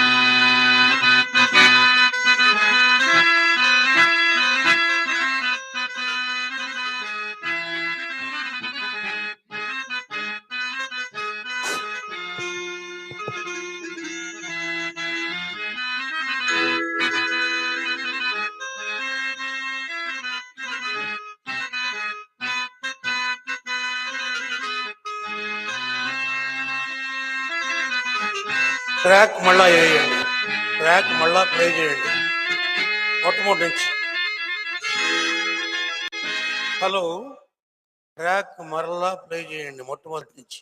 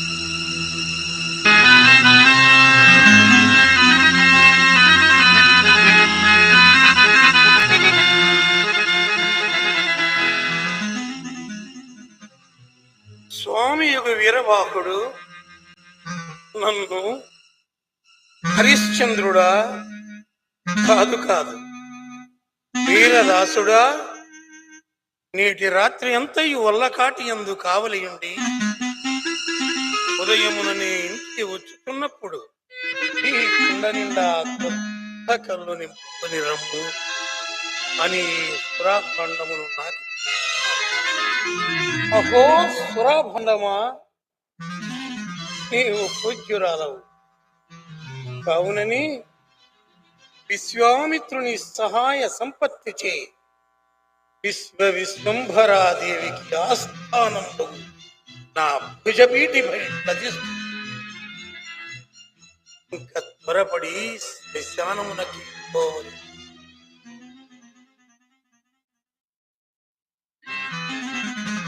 అంధకారం అప్పుడే బ్రహ్మాండమంతయు ఆవరించి కన్నులున్నవారి కదా ఈ అంధకారము కలవారి కలోపలి విధానములెత్తారు తుంగలకు సిద్ధాయను మగలం కనిచ్చి ఎకి అంటుగాండ్రకై తారాడు తులటల తార్పుగచ్చే అలవో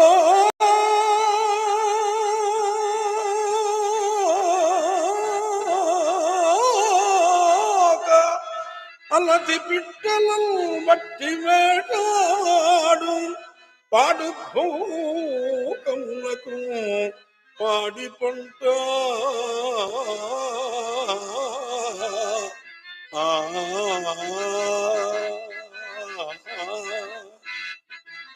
మసనంబులోనయు పెసలారు శాకిని ఢాకిని తతుల చుట్టాల సురభి రేవతాంగికి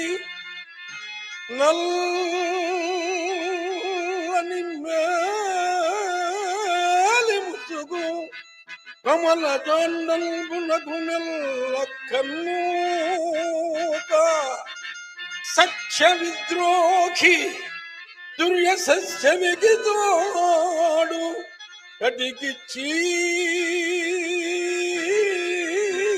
చీకటియలమే దిక్తటములందు ఆ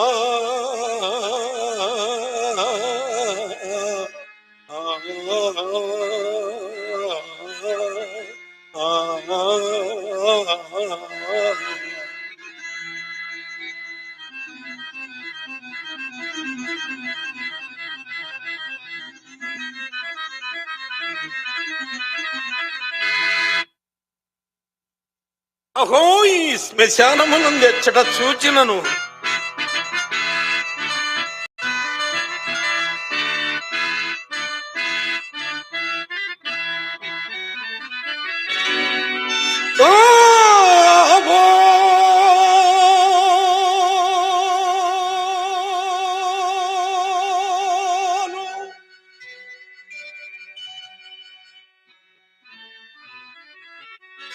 ప్రముఖ రక్ష సమూహం ఇది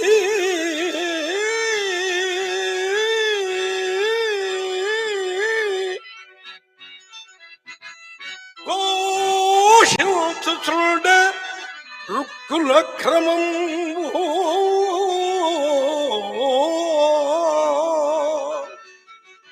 కాబోలు కాబోలు వీరు విగత జీవమాంతమును అడలుచుండిరి మహాతారమములా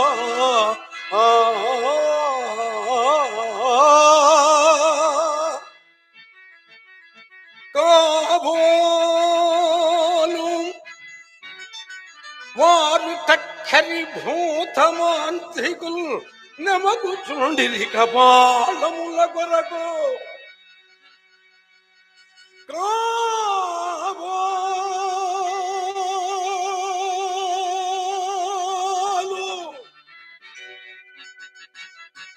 అది పిశాచీవాంతమ శ్రేణి అలల్పు భూవల్పు పంచి సాగే చిట్టుచున్నవి కాబోలు చితులలో ఉన్న కాల్పబడ్డడు శవాల కంకాల సమితి ఎడబెఠీలను రవములే ఎసగుచుండే దిక్కులట మార్భ్రోత దిక్కటిల్లా ఆ ఆ ఆ ఆ ఆ ఓహో ఓహో ఎవరు వారు కాటి సుంకంబు చెల్పకయ శవాల మసలమున కాల్పరే గదా మనుజులారా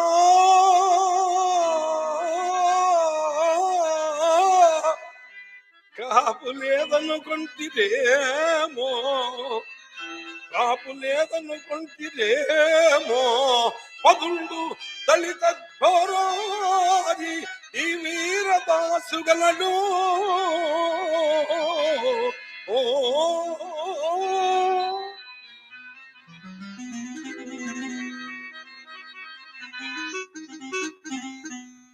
ఓహో నేనెంత పొరబడి తిని సగము కాలుచు బరువు లేక ఎట్ట నిలువున పైకి శవమును ప్రాణిగా భావించి అయ్యయ్యో అయ్యయ్యో ఈ కళేబర ముందు స్థితి ఎంత జాలి నిలబడింది మాయామేయ జగంబ నిత్యమని సంభావించి మోగంబున నా ఇల్లాలని నా కుమారుడని ప్రాణంబుడు నందాక ఎంతో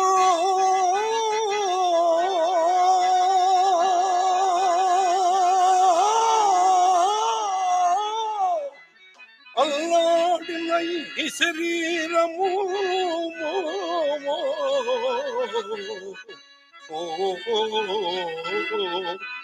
ఎంతో అల్లాడిన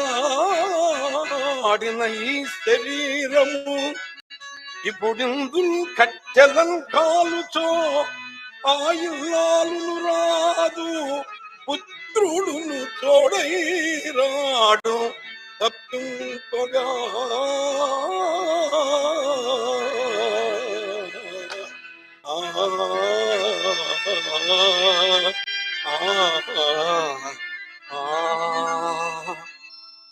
ఇది మహా విచిత్రమైన ప్రకృతి. ఎన్నో ఏండ్లు గతించిపోయినవి కానీ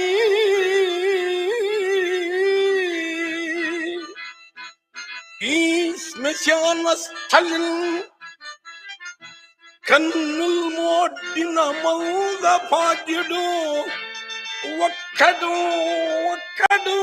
ఒకడే నిలచిరాడు అగడో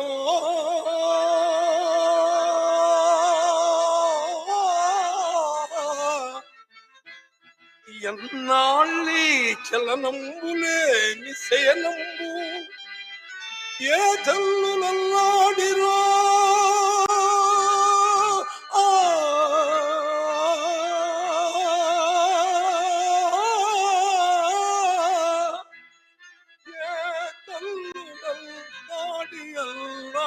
అల్లాడిరో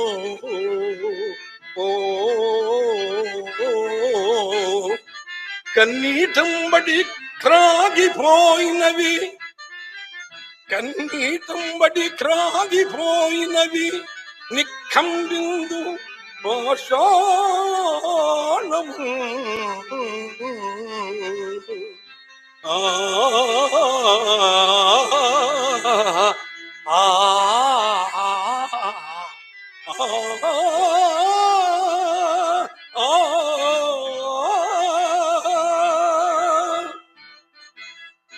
ఇచ్చోటనే సత్కవీంద్రుని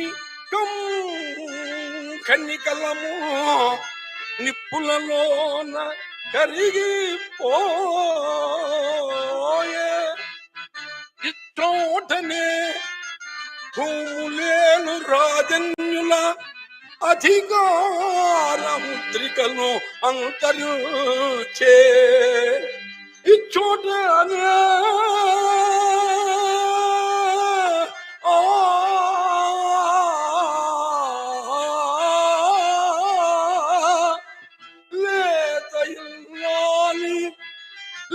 లేతయిల్లాలి నల్ల పూసల సౌరు గంగలో కలసిపోయే ఇచ్చోటనే ఎట్టి పేరిన్ని కన్నున్న చిత్రలేఖకుని కుంచి అనసూచే ఇది పిశాచులతో నిఠాలేక్షణుడు గద్య కదలించి ఆడు రంగస్థలం. ఇది మరణదూత తీక్ష్ణమో పృష్ఠులయ అవని పాలించు పద్మసింహాసనంబు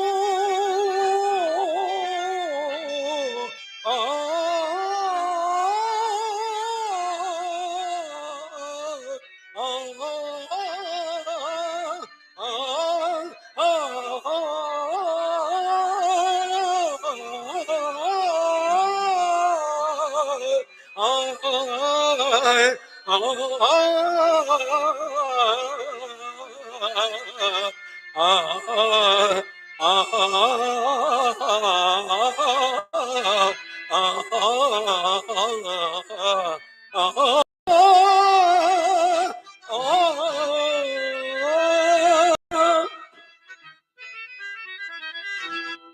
ఓగనరాని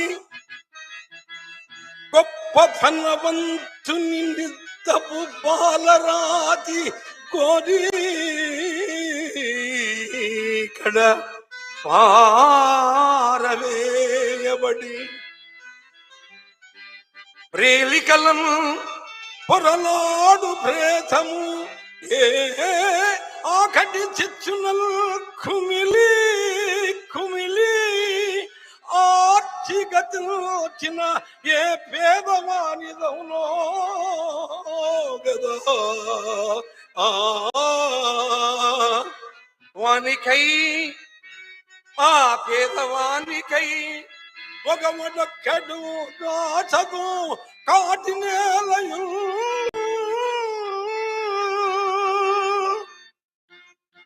ముదురు తమస్సులో మునిగిపోయిన వృత్త సమాధి మీద పై పొదల్ మిణుంగురు పురుగు పోలిగా మిణుకు మిణుకు మిణుకంచు వెలుగుతోను అదివే అదివే ఆముదముడి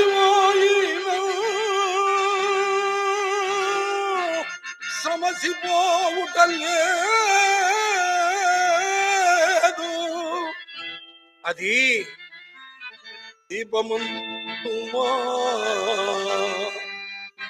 కాదు కాజాలదు అది హృదయము సుమే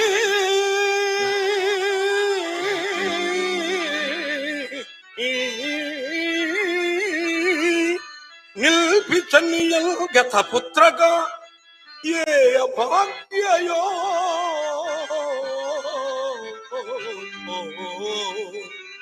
ఏ అభాగ్యయో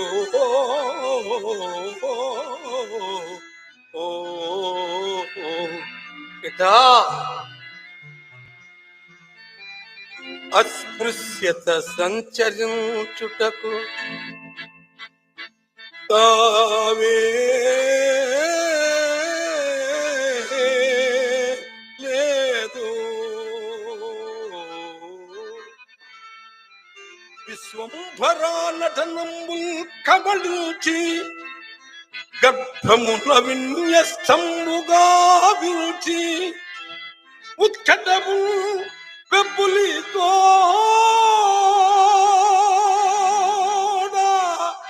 మేఘనొక ప్రకంజేచి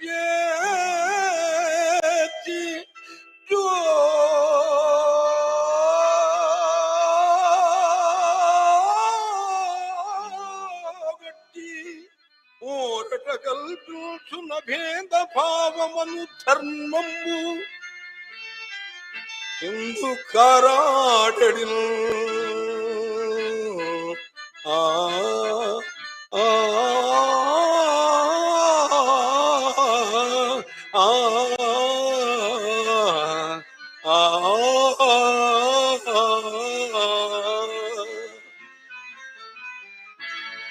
ఇట్టి శ్మశానములందనెప్పుడెల్లా ఇలాంటి వైరాగ్యములు కలుగుచున్నట సహజమే.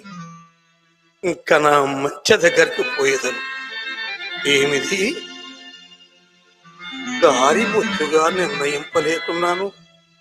నేను ఈ చితిలోని కాష్టము దీపముగాను ఉపయోగించు.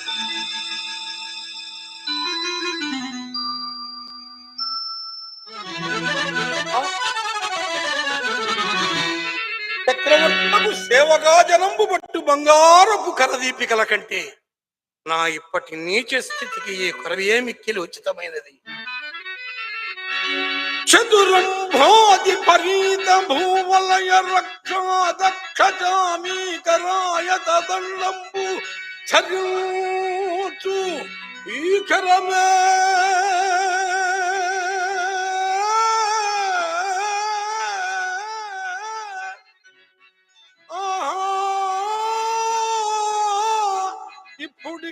మతిలో చితిలో రాలుతునున్నయీశ్వర విదాల్చను నవ్యమాణిక్యరాజిత నీరాజన కాంతికి పదులు వచ్చను శోచనీయంబుగా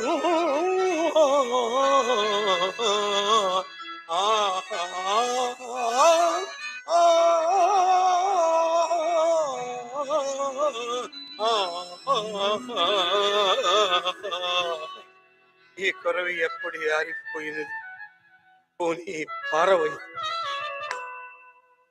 ఆహా, లోకములోని కష్టములన్నీ నన్ను కోరి వరించినట్లున్నవి. కాకున్నా ఇన్ని కష్టములు ఎవరు అనుభవించరు? ఆహా, ఈ నిర్భాగ్యపు హరిశ్చంద్రుడు గతించిన వెనుక మరల కష్టములకు తావెక్కడ దొరుకుతావు కదా. రాజ్య వియోగమునకై దుఃఖింపను, మహారణ్యవాసాది ఘోర దుఃఖములెన్ని సంభవించలను గడింపను. కడకు అతి నీచతమంబగు నా ఈ చండాల వాస్యమునకు కూడా పరితపింపను. కాని చేపట్టిన దాది నన్నే పరమదైవంబుగా భావించు నా మూలమున తనకంత లేసి కష్టములు సంభవించినను ప్రమాగుల సంపత్తి చేసే కాక తన్నొక్కనికి తెగనమ్ము కొనుట నీచంబని నే సంకోచించున్నప్పుడు నాథ సత్య ప్రతిష్టకయునర్చు నీచ కృత్యములను సగౌరవములేయగును అని నాకు ఉత్సాహము కలిగించి నా సత్య దీక్షం కాపాడిన అర్ధాంగ లక్ష్యకు చంద్రమతి దేవి వియోగ దుఃఖము నేనే గతి భజింతును. దేవి అసూర్యం పశ్య నీ రాణివాసంపు సౌఖ్యంబులేమయ్యను దేవి. మారా లోహిత, మరల నిన్నెన్నడు చూడగలుగుదును తండ్రి. దాసదాసి జనంబుల చేతుల నుండి అడుగటి పెట్టనీయక మిగుల గారాభముల పెంచిన నిన్ను ఇంటి నిష్ఠురతమమ్మకు దాస్యంబులకు అప్పగించని కదా. అకటకట నా దుఃఖమంతకంతకు అధికమై మితి మీరుచున్నది. గడిచిన విపత్తులొక్కటొక్కటిగా తలంపులకు వచ్చి మరింత మాపుతున్నది. ఆనాడు నా భార్యాపుత్రుల కాల కౌశికులకు విక్రయించినప్పుడు దాసి కథలవేమి పారుడు తన తల్లి నడలించలాని మా లోహితుడి ఓరి మా అమ్మనెక్కడకు కొనిపోయేదవు రాని తలపైన తిన్నాడని హాక్కుడు కూటికి లేకపోయి నన్ను నీకు రాజసంబెంత కెచ్చడురా.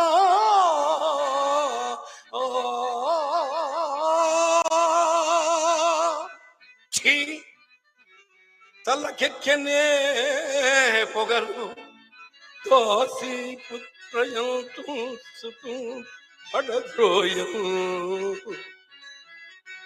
కొడుగట్టెనా వదనమున్ కన్నీళ్లతో చూచే ఆ కడుపూరం పపు కోతగాయు అది ఏ గాయం కాకుండగా. అయ్యయ్యో, హట్టి దురవస్థల నుండి సతీసుతులను తప్పింపలేకపోయి తిని గదా. నాకై గదా రారాజు బిడ్డయగు ఎల్లాలు దిక్కుమాలి పరుల కొంపుల చాకిరి కత్తి ఎల్లాడుట. చీచి కఠినాత్మ హరిశ్చంద్ర, నీవు నిక్కముగా కిరాతకునకు జన్మింపవలసిన వాడవురా, కిరాతకునకు జన్మింపవలసిన వాడవురా. అయ్యో, ఎంత వైపరీత్యము జరిగినది. ఎప్పటికినైనను శుభములు రాకపోవునా అను ధైర్యము కూడా అంతరించినది. బ్రతికి ఉన్నంత వరకు దేవికా దాస్య దుఃఖములు నాకీ కాటికా పరితనమును అవశ్యానుభోక్తవ్యములే కదా. అకటకటా మంద భాగ్యుడనైన నా చిత్తమునకు శాంతి ఎప్పటికో ఇంకా శాంతిగా ఉన్నదిలే నానాటం పరిపాటి. ఆనాడు నా భార్యాపుత్రుల కాల కౌశములకు విక్రయించిన నాటి నుండి నేటి వరకు గతము తలంచుకొని ఒకచుండునకు నాకిది నానాటం పరిపాటి. నామది దురంతం పైన చింతా కథ మానై రాయై వజ్రమై స్వగుణ ధర్మం పైన చైతన్య లీలా నైజము చజోచి నిర్వికృతి మేళం కీళ్ళ నొక్కమ్మడిగా పోను యోగి మునంబురీతి అప్పుడే పో అప్పుడే పో శాంతి నా చింతకు.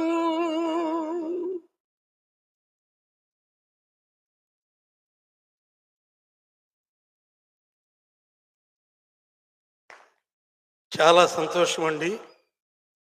మాది వేటపాలెం, ఆంధ్ర రాష్ట్రంలో ప్రకాశం జిల్లా, ప్రస్తుతం బాపట్ల జిల్లా. డివి సుబ్బారావు గారు, టి శ్రీరాములు నాయుడు గారు, పృథ్వీ వెంకటేశ్వర్లు గారు గొప్ప నటులు మా ఘటన పుట్టారు. వారిని చిన్నతనం నుంచి నేను చూచి నేను కూడా ఈ హరిశ్చంద్ర నాటకంలో ప్రవేశించాను. స్టేట్ ఫస్ట్ అవార్డు తీసుకున్నాను. అలాగే బ్రహ్మనాయుడు క్యారెక్టర్కి బంగారు నందిని తీసుకున్నాను. ఇదంతా కూడా మీ యొక్క ఆశీర్వాదం. నేను క్యారెక్టర్లోకి వెళ్ళగలిగినందుకు నాకు చాలా సంతోషంగా ఉంది. ఇంకా వచ్చేసారి ఇంకా బాగా చేస్తానని చెప్పి మీ ముందు ప్రామిస్ చేస్తూ ఇంత చక్కగా ఆదరించినందుకు రవికుమార్ గారికి సెలవు. గట్టిగా చెప్పట్లండి ఒకసారి. చాలా కష్టం ఈ పద్యాన్ని చదవడం, చాలా బాగా మన ముందుకి ఆ పద్యాన్ని తీసుకొచ్చారు. ఒకసారి గట్టిగా చెప్పట్లు. థ్యాంక్ యూ అండి రవికుమార్ గారు, థ్యాంక్ యూ. సో ఇప్పుడు ఒక నెక్స్ట్ 1 hour ఒక చిన్న బ్రేక్ అండి. ఒక 1 hour తర్వాత మన కల్చరల్స్ మళ్ళీ కంటిన్యూ అవుతాయి.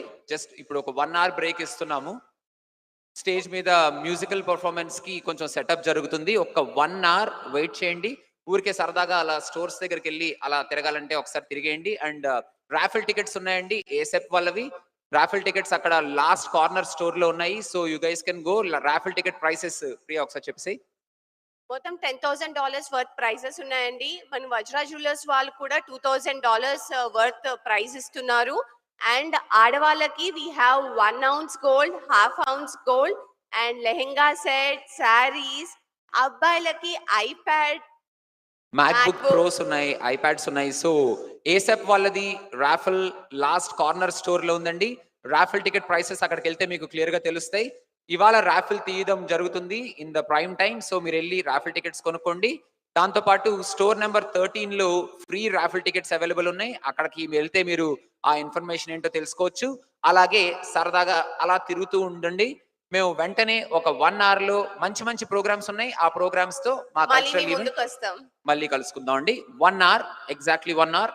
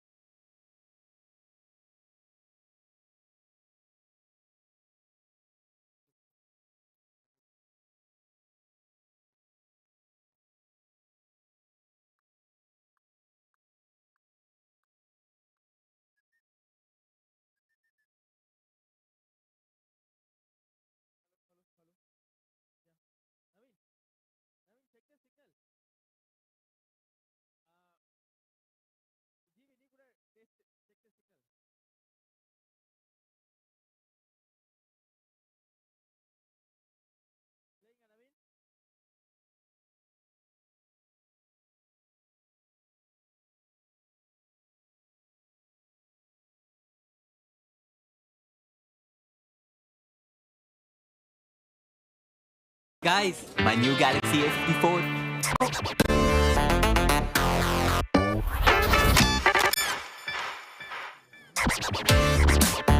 Slip can be awesome. Galaxy A54 A34 5G with Corning Gorilla Glass 5.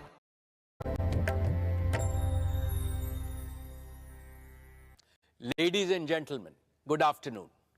It is 2 p.m. and time to start the meeting. I welcome all of you to the 46th Annual General Meeting of the company. This meeting is held through video conferencing. This is in compliance with the circulars issued by the regulators. The company has taken all feasible steps to ensure that shareholders are provided an opportunity to participate in the annual general meeting and vote. Adequate video conferencing facility and live webcast of the proceedings of this meeting have also been provided. The requisite quorum is present, and therefore I call the meeting to order. Register of directors and key managerial personnel and their shareholding and register of contracts or arrangements in which directors are interested are available. These will remain accessible to the members for inspection electronically if they so desire. I wish to introduce, for the benefit of new members, my colleagues on the board of our company. Shri Adil Zanul Bhai, Shri R.S. Gujral, Dr. Shumit Banerjee, Srimati Arundhati Bhattacharya, His Excellency Yasir Al Rumayyan, Shri K.V. Chaudhary, Shri K.V. Kamath, Srimati Neeta Ambani, Shri Nikhil Meswani, Shri Hital Meswani, Shri P.M.S. Prasad. All the directors of the company are present at this meeting. Shri V. Shrikant, Chief Financial Officer, Srimati Savitri Parekh, Company Secretary, Shri Alok Agarwal, Shri K. Sethuraman, and the representatives of our statutory auditors and secretarial auditor of the company are also present at this meeting. Ladies and gentlemen, notice dated August 4, 2023, convening this annual general meeting and a copy of the annual report for the financial year ended March 31st, 2023, have already been circulated to members of the company electronically. With your permission, I shall take them as read. The auditor's report on the standalone and consolidated financial statements and the secretarial audit report of the company for the financial year ended 31st March 2023 do not contain any qualification, reservation, adverse remark, or disclaimer. Accordingly, these reports are not required to be read out as provided in the Companies Act 2013. Now I will begin my formal address to the shareholders. My dear share owners, on 15th August, we celebrated our 77th Independence Day. As our Honorable Prime Minister, Shri Narendra Modi ji said in his address to the nation, this is a new India, full of self-confidence. ये भारत न रुकता है, न थकता है, न हाफता है, और न ही हारता है. This India is unstoppable. This India is tireless. This India does not gasp for breath, and this India does not give up. The historic success of Chandrayaan-3 demonstrated this yet again 5 days ago. On behalf of all of you, I send our heartiest congratulations to all the scientists and engineers at ISRO. Having consolidated its position as a global space power, what India can achieve in the future is indeed limitless. Friends, when we look at the geopolitical and economic situation, there are dark clouds of uncertainty hovering around us. However, there is also one sharp, unmistakable ray of certainty. The certainty that India will rise as a leading nation in our increasingly multipolar world. India's transformation as a prosperous, strong, and self-confident nation stands out as a beacon of hope for the world. This is reflected in India's G20 theme, One Earth, One Family, One Future. India's presidency of G20 has made today's divided international community take note of the inspiring words of our Upanishads. Vasudeva Kutumbakam, or the entire world is our family. It is from this mantra that we at Reliance have derived and developed our We Care philosophy. We care for the planet. We care for humanity. We care for our beloved motherland, India. And, of course, we care for all our partners, employees, and shareholders. I will elaborate in the course of my address how this ethos pervades everything that we conceive, believe, and achieve at Reliance. Esteemed friends, in all humility, I would like to say that the new Reliance has been a forerunner of the emerging new India. With soaring ambition, we have set seemingly impossible goals and achieved them. This is evident from the fact that Reliance has cumulatively invested more than 150 billion US dollars in the last 10 years, higher than any corporate in India and comparable to the leading businesses across the world. We have shown a ceaseless spirit of innovation by offering to our customers products and services of the highest quality at prices amongst the lowest in the world. This can be seen from the fact Reliance's businesses and philanthropic initiatives have enhanced the quality of life as well as the ease of living of hundreds of millions of Indians. We have shown impeccable execution capabilities by consistently delivering on all our plans. This can be seen from the fact that Reliance has executed its projects, however big, complex, and difficult, well before time and at lower costs than global benchmark. The best way to describe this new Reliance is that we have now become a new age technology company with distinctive capabilities. Today, we are a producer of technology, a large-scale deployer of technology, as well as a democratizer of technology. Friends, these achievements are a testament to our faith in India, to the unlimited India opportunity, and to the boundless Indian talent. What is true about Reliance is equally true about scores of other Indian enterprises, leading corporates as well as startups. I hugely admire their brilliant achievements. They too have made India proud by enhancing our nation's fame globally with their spectacular growth, commitment to quality, and passion for innovation. Now it is the time for all of us in the business community to work together as a grand coalition to transform India into a fully developed nation by 2047, a prosperous India in which no Indian and no region will be left behind. Dear friends, I am delighted to report yet another year of stellar all-around performance. Reliance's consolidated revenues stood at 9,74,864 crores. Reliance's EBITDA for the financial year 23 was 1,53,920 crores, while the net profit was rupees 73,670 crores. Dear shareholders, Reliance's export for the year jumped 33.4% to 3.4 lakh crores.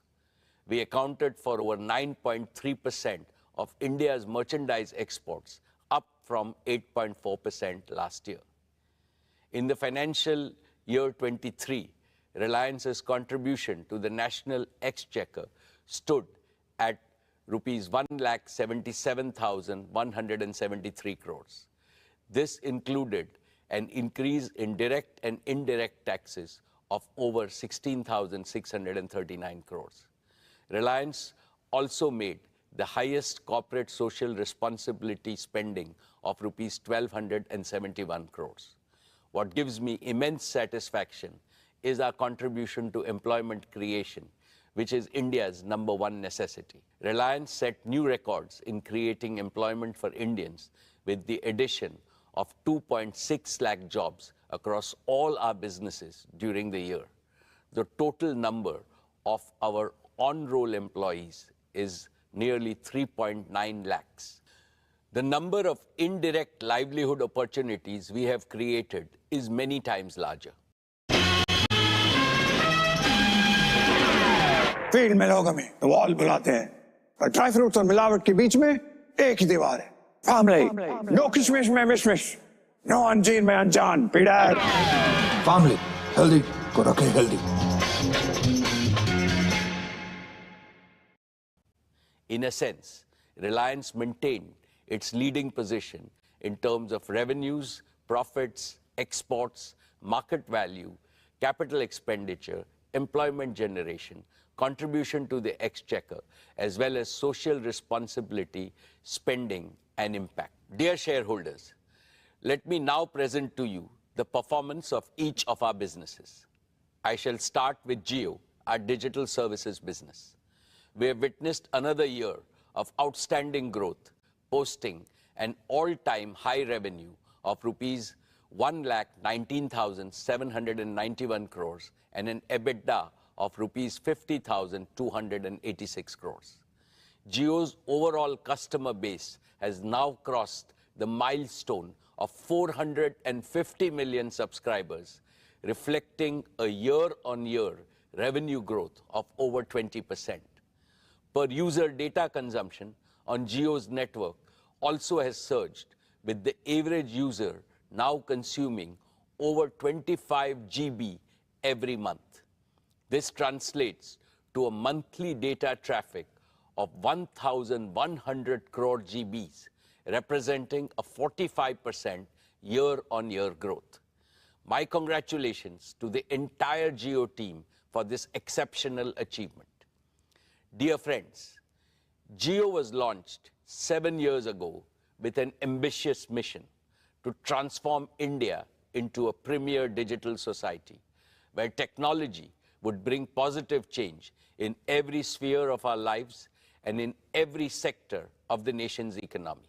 It has been our great privilege to contribute to this revolution, and we have invested our heart and soul into building a digital public infrastructure the entire world is beginning to admire. Jio has indeed been the main catalyst of New India's spectacular digital transformation. Now our ambitions are even higher, and they go beyond the shores of India, as I shall explain. Let's first discuss Jio's True 5G, our pioneering 5G broadband offering. We began our 5G rollout last October. In just 9 months, Jio 5G is already present in over 96% of the census towns of our country, and we are on track to cover the entire country by December of this year.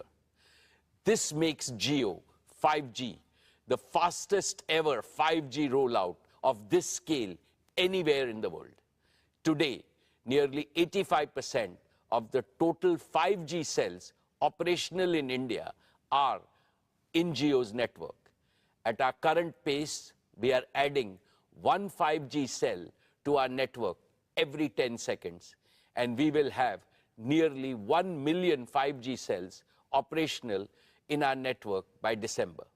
With this massive reach and capacity, here is our promise. We know that every home, small and medium businesses, factories, schools, colleges, and hospitals across India would like to have 5G.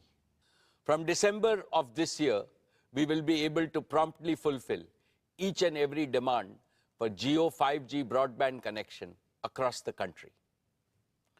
Last year, I highlighted several advantages that differentiate Jio 5G from other operators, including our comprehensive spectrum, our standalone 5G architecture, and carrier aggregation. Recently, we used our own 5G stack to become the first operator in the world to launch commercial services on millimeter wave spectrum using standalone 5G.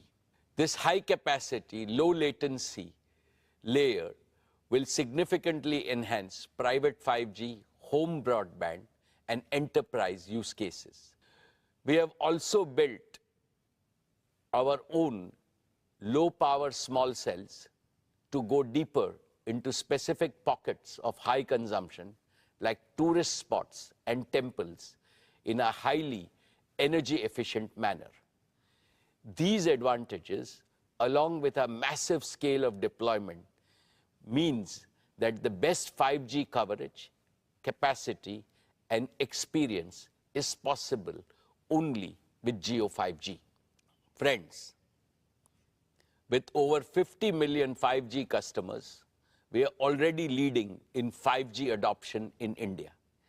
And we are the only company with the capacity to smoothly transition our entire 4G customer base to 5G with minimum additional capital expenditure.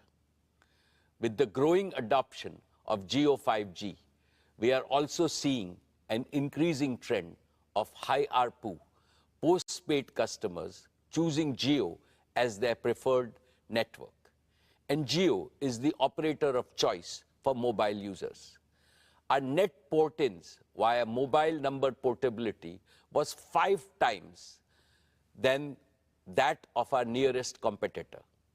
We truly appreciate the confidence placed in us by our customers. We are inspired by their trust to reach a new gold standard of excellence in customer service by leveraging AI and cutting-edge CRM tools.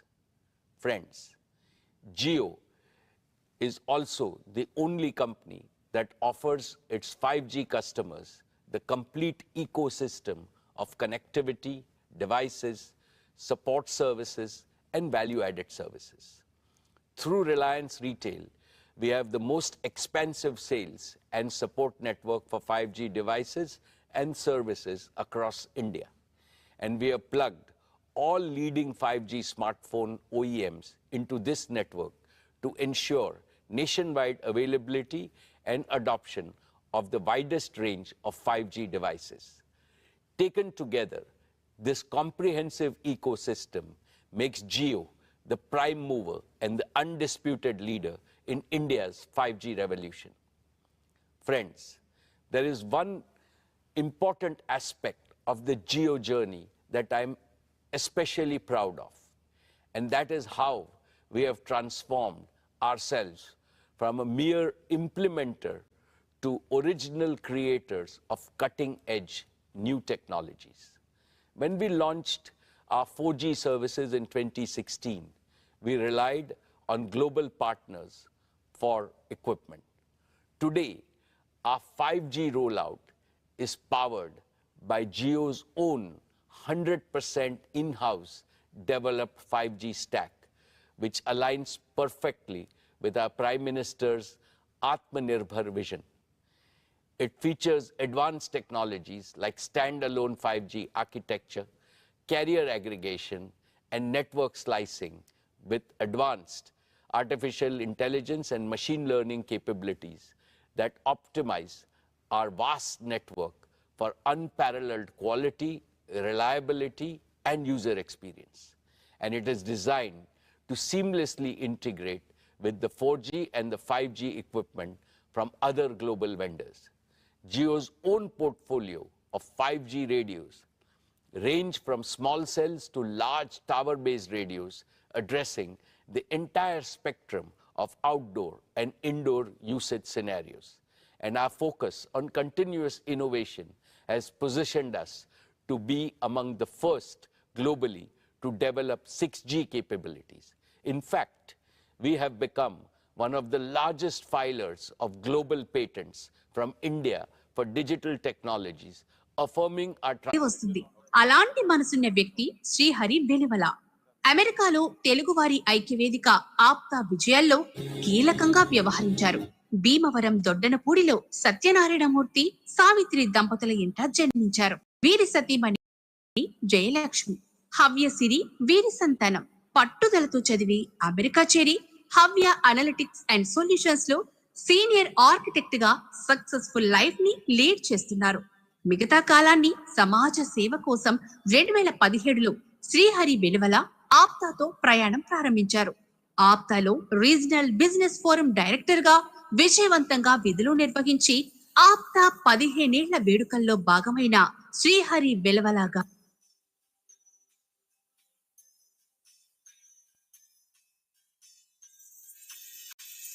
Okay, next donor, we have Hari Totagaru. Please come on to the stage. Hari Totagaru.